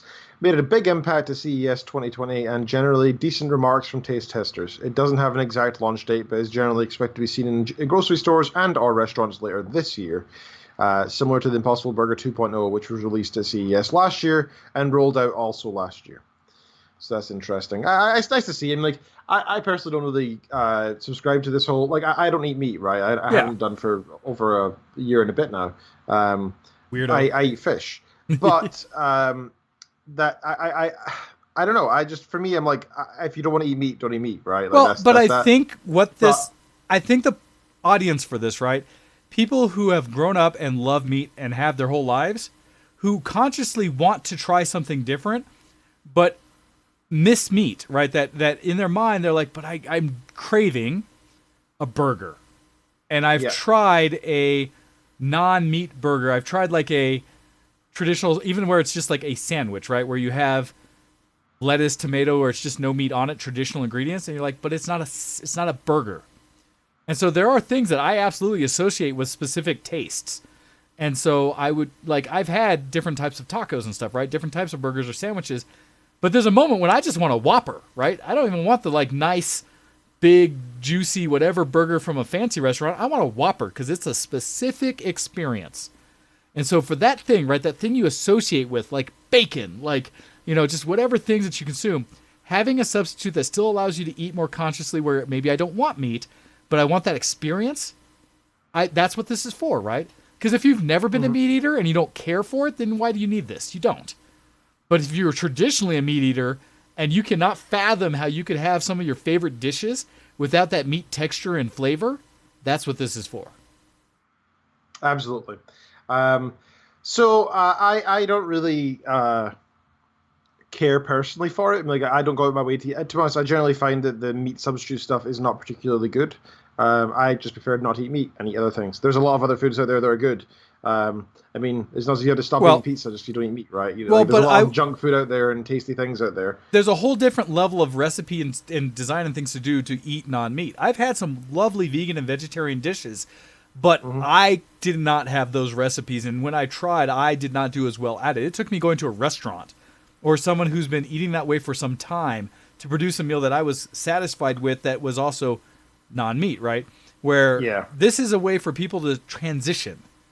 Meaning, speaking of, this week I learned that one of the best ways to enjoy non-meat dishes is actually Mexican food. Like, if you have enchiladas, if you have tacos, there's a lot of those proper Mexican food. If you don't have chili on it, if you don't have like meat, you don't even notice. It's so filled with textures and flavors, you don't even notice the lack of meat. I highly recommend that. Anything that should normally have a blended meat or something makes sense. So anyhow, another piece of tech, so one that on your same list. That came through that got a lot of awards for just being a big thing that people are all like, yeah, this one is this smartwatch that came from, is this specifically Withings, the ScanWatch? It's a health watch that is very much based on essentially it's a blend of a traditional analog watch and a health watch. CES has a whole section that is all health-oriented technology. And this one, I don't want to spend a lot of time on it, but it actually added a feature, which is the EKG, that a lot of things are getting focused on, where it pulses light and sensors into your skin to read your vitals beyond just pulse and stuff like that, but actually the health of the electricity within your body. And so that was another one that came in that made a big splash. Other than that, I had a big thing. It's like a Fitbit with additional scanning, but it had a great thing. Another one, the Tombot Jenny. And I just heard about this one, and it was kind of odd. There was apparently a whole section of what you might consider as emotional support robots. I saw that, yep. Things that had tactile feel, so usually were furred in some way, and representative of animals, but without having all the mess of an animal. So there's been a lot of studies done with monkeys, actually. I saw this years ago. This just came out of my mind, where they found that if you have a monkey that has a fake mother, which is furry. It's a monkey who's lost their parents, right? A young baby monkey. If you have a fake monkey that has fur, or a fake monkey that has milk but no fur, so actually can provide a functional need, they prefer the one with the fur because it feels like a real mother. So they prefer the tactile level, and because hey, monkeys are our cousins, right? We are going to have a similar part of our brain somewhere where we prefer having the companionship of something that can feel good against us, even though admittedly fur wouldn't really make sense with the mother at our end, hopefully. But you know what I mean. That nice warm feeling, the touch, the fact that you feel warmth when you hug it, it invokes an emotional response, and I think that's very important in these kind of creations. Well, and so that was a whole section of, and one person I saw commenting from CNET, I believe, about how realistic this dog was, that they matched a lot of like realistic barks, things like that, and how it just interacts with the person. And so it's a way for people to interact and have something that can help them through situations without having the responsibility of actually having an animal. So good, bad, and ugly, right? For some people, it just makes more sense. That technology might be able to satisfy a role that a lot of people say, just get an animal. It's like, yeah, but there's a responsibility there that maybe some people aren't really ready for. So anyhow, technology is there to serve, and I've seen a few examples of that.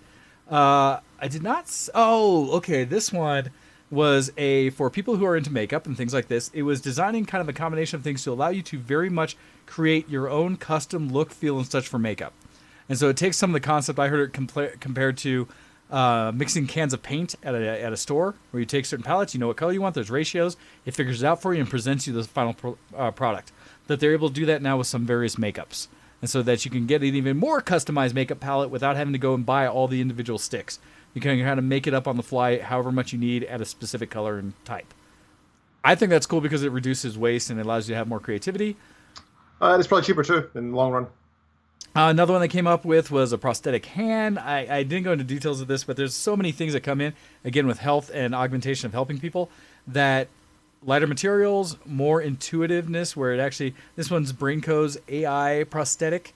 And so it very specifically shows that you can do more with your brain waves and how it's understanding the signals along with your I love actual that stuff, man. It's so cool. Yeah, and so it's just making technology taking steps further to improve people's lives. I saw a lot of it too, and I don't know if we'll see it on this one or not.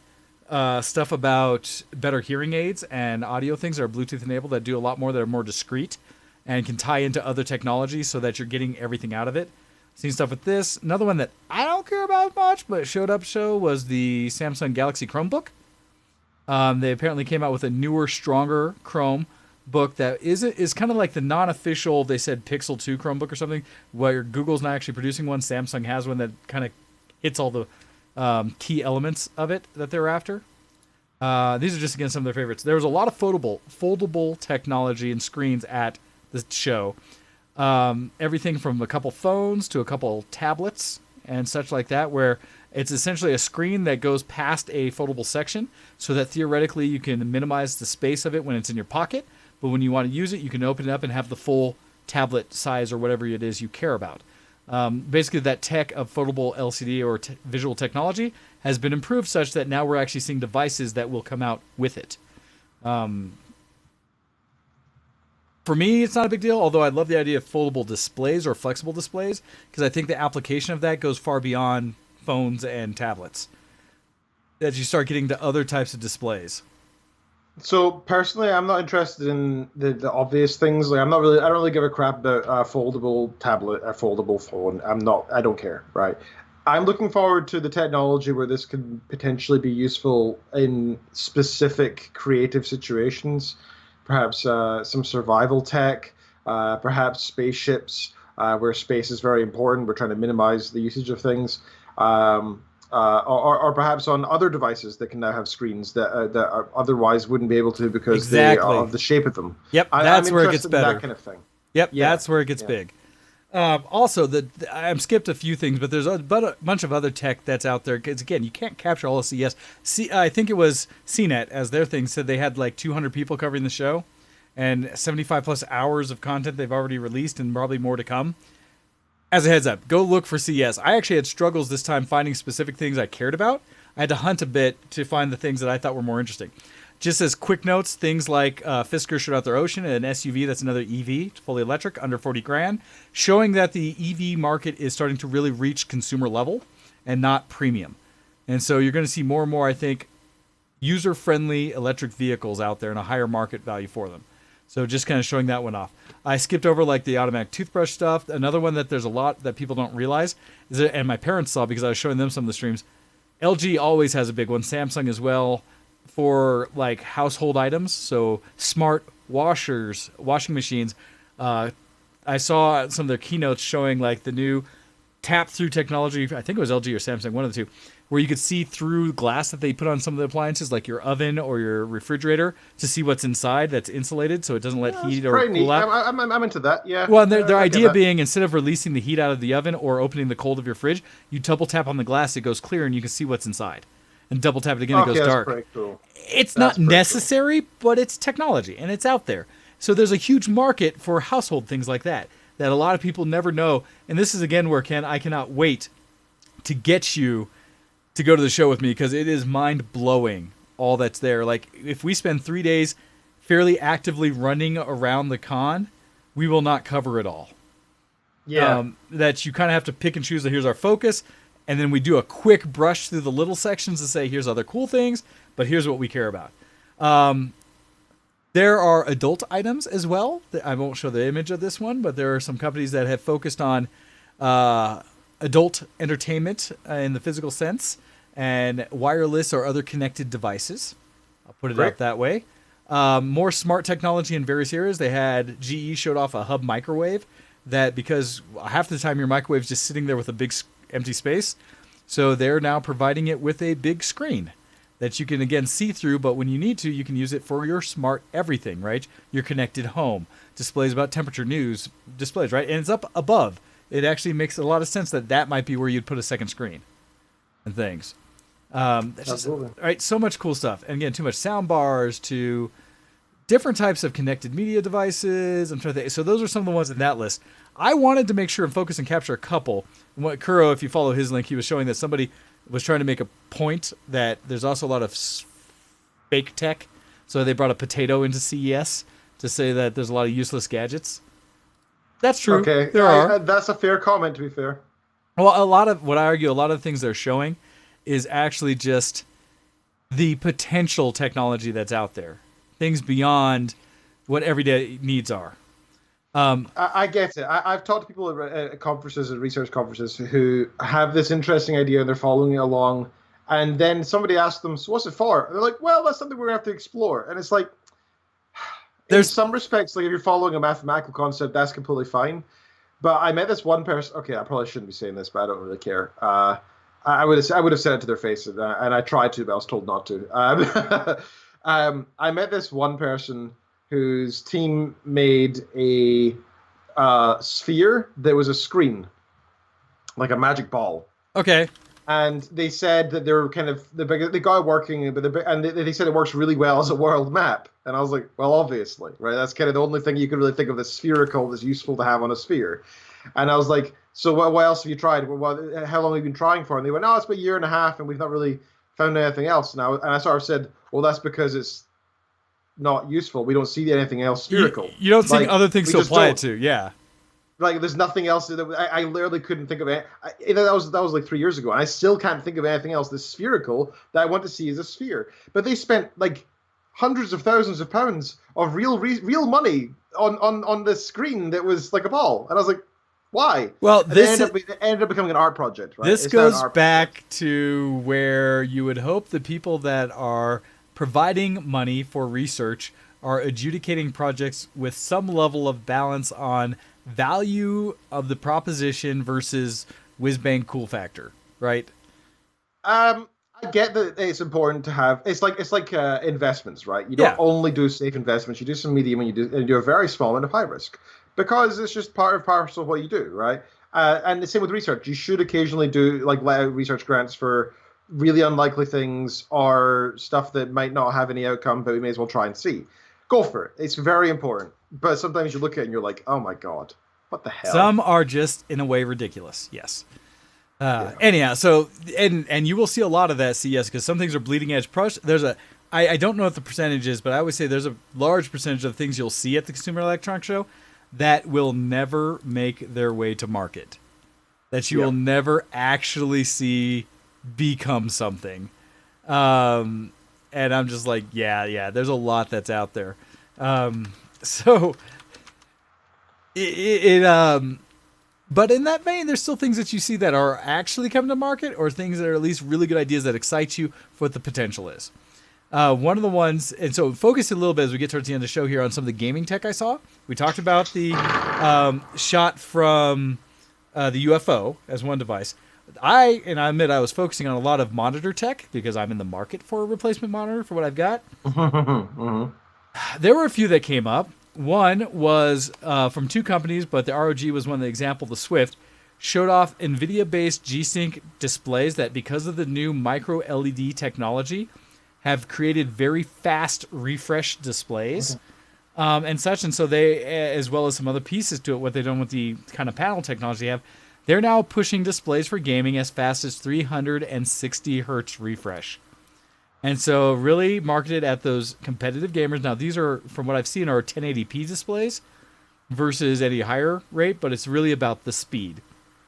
The hope is that will start to translate into all displays will get faster, because why not? Faster refresh is better on the eyes, right? There were some other tech things we've seen in the past before, like external video card solutions where you can add them to laptops, stuff like that for gaming, that they've improved. Again, a lot of monitor stuff where Lenovo had some that were like, I know one of the ones specifically was the Predator X32 from Acer. Both them and Asus, I believe, came up with one of the ones I'm in the market for, faster 4K monitors and at 32-inch size. Problem I had with the one they showed, because I finally saw the pricing on it, is that this one will do 144 hertz at 4K. So they're getting into that range of the fastest full resolution monitors you can get. And it's also supposed to hit this higher brightness. In fact, I think it says 1440 nits, where in HDR, which is another popular thing of being able to show high brights, high contrast. That's important. That at the lowest level, I think you can do a VESA 400, but normally it's like 600 nits of dynamic range is where you need to be HDR. And in most displays, even my OLED I have is like 1,000 nit thing, so it gives really crisp HDR. This monitor, because of the micro LED lighting technology behind it, where they're even smaller zones, is supposed to be 1,440 nits, which is beyond the VESA 1000 standard. So it should be a beautiful display. My problem is it's 32-inch, and I personally think the price point is not justified, other than it's new. They're going to be selling it for $3,600 for a 32-inch monitor. And I was like, what? This is at the level of these Pro Art displays that are $4,000 to $5,000. I don't think it justifies it. But there's some other ones where they're pushing higher resolutions at faster speeds. They have a widescreen one curved Predator X38 that might be a little more reasonable. It's 38 inches ultra wide, 3840 by 1600 resolution, so not quite 4K, instead spread wide, but also is going to be able to run up to 175 hertz. So there's a lot of technology that they're pushing for things that they're also going big, because then another one from another Predator brand they did, and these are the BFG type displays. They have a 55-inch 4K display that does 120 hertz. That's basically a television replacement, but a monitor, and is going to run like $2,700. But there's all this range, right? And so there's a bunch of these different monitors out there for gaming that's big. I saw they had some silly ones. They had a display or a laptop that had a little LED display on the back that was like, who cares? But there was a lot of tech out there for display, and I'm hoping more will come. Other things, only really thing I think gaming-wise to note is that Sony released the PS5 logo that everyone's joking on. But I think that's it. So really, I think from the gaming perspective, at least, that's what I noted this week. There's a bunch of other tech you'll find, all kinds of different levels of what's cool or not. A lot of, like I said... Probably touch on more next week as well, because I imagine some of the things that were announced might be covered more by people other than us in the past. There's a ton out there. We'll end up seeing it from that as well, right? Yeah, we tend to focus on what we see exciting, and so these are some of the things that caught my eye. I know in the past I've gone in, from the podcasting or this part of it, seeing like going to Blue's booth to check out all their new microphones and headsets. Like, stuff. Anyhow, so that's what we got for today, for this week. It's time for us to end things. As we're going to be cognizant of keeping it on the 2 hours a day. Really do appreciate all of you for jumping in and checking out today's stream. Congratulations again to both Kyle and Earth for jumping on and grabbing the holiday packages from Asteroid Blues for Star Citizen. We look forward to seeing you in the verse and having you jump in there. You can both join in our Discord that we have attached to the show, as well as you can go check out the Asteroid Blues Discord to check out when they game. And we're all starting to meet up to do more Star Citizen stuff. If there is stuff that you have seen or heard yourself from CES, I'd love to hear what you found exciting. Please email us in during the week, showx@vtwproductions.com. We check it every week to hear some of the things you either are looking forward to because of what you've heard coming out of the show itself, or things you thought, why wasn't it there? Why didn't we see more? We'd love to hear from you on that. With that, though, I'm going to hand it off to Ken so we can end up this week. I will be jumping into the Discord after the show, but I will likely be checking out the Temtem Pokemon-like MMO demo that's going on, or the alpha check that's going on right now. And I have extra keys if anyone is interested, at least one extra key. Ken, could you lead us out for the week and tell everyone where they can keep in touch with us? Absolutely. You have been listening to ShowX Live on twitch.tv/VTWShowX, youtube.com/Versus the World videos, patreon.com/ShowX, twitter.com/VTWShowX, twitter.com/DocDead, twitter.com/DrKenReed. You can also find us on Facebook, search for ShowX there, reddit.com/r//ShowX. And you can also email us to showx@videorussians.com. And I think that might be everywhere. We haven't yet made an Instagram. We might do that soon. So check out all those places. Most importantly, the Facebook for our memes. That's where we share a lot of news and stuff throughout the weeks. We're quite active there. And check out Reddit. Be sure to comment and post. And if you have anything to say about the show after the live stream, that's the place to do it. It is under Reddit. It's automatically posted each time, every single video we do. Thank you so much for hosting the show today, sir. We always appreciate your efforts. Absolutely. Welcome all, and thank you for joining us this week. We will catch you again next week with more tomfoolery. We appreciate it. So with that, we are out of here. You all have a good week, and we'll catch you next time. Bye, everybody. Goodbye. See you next zombie.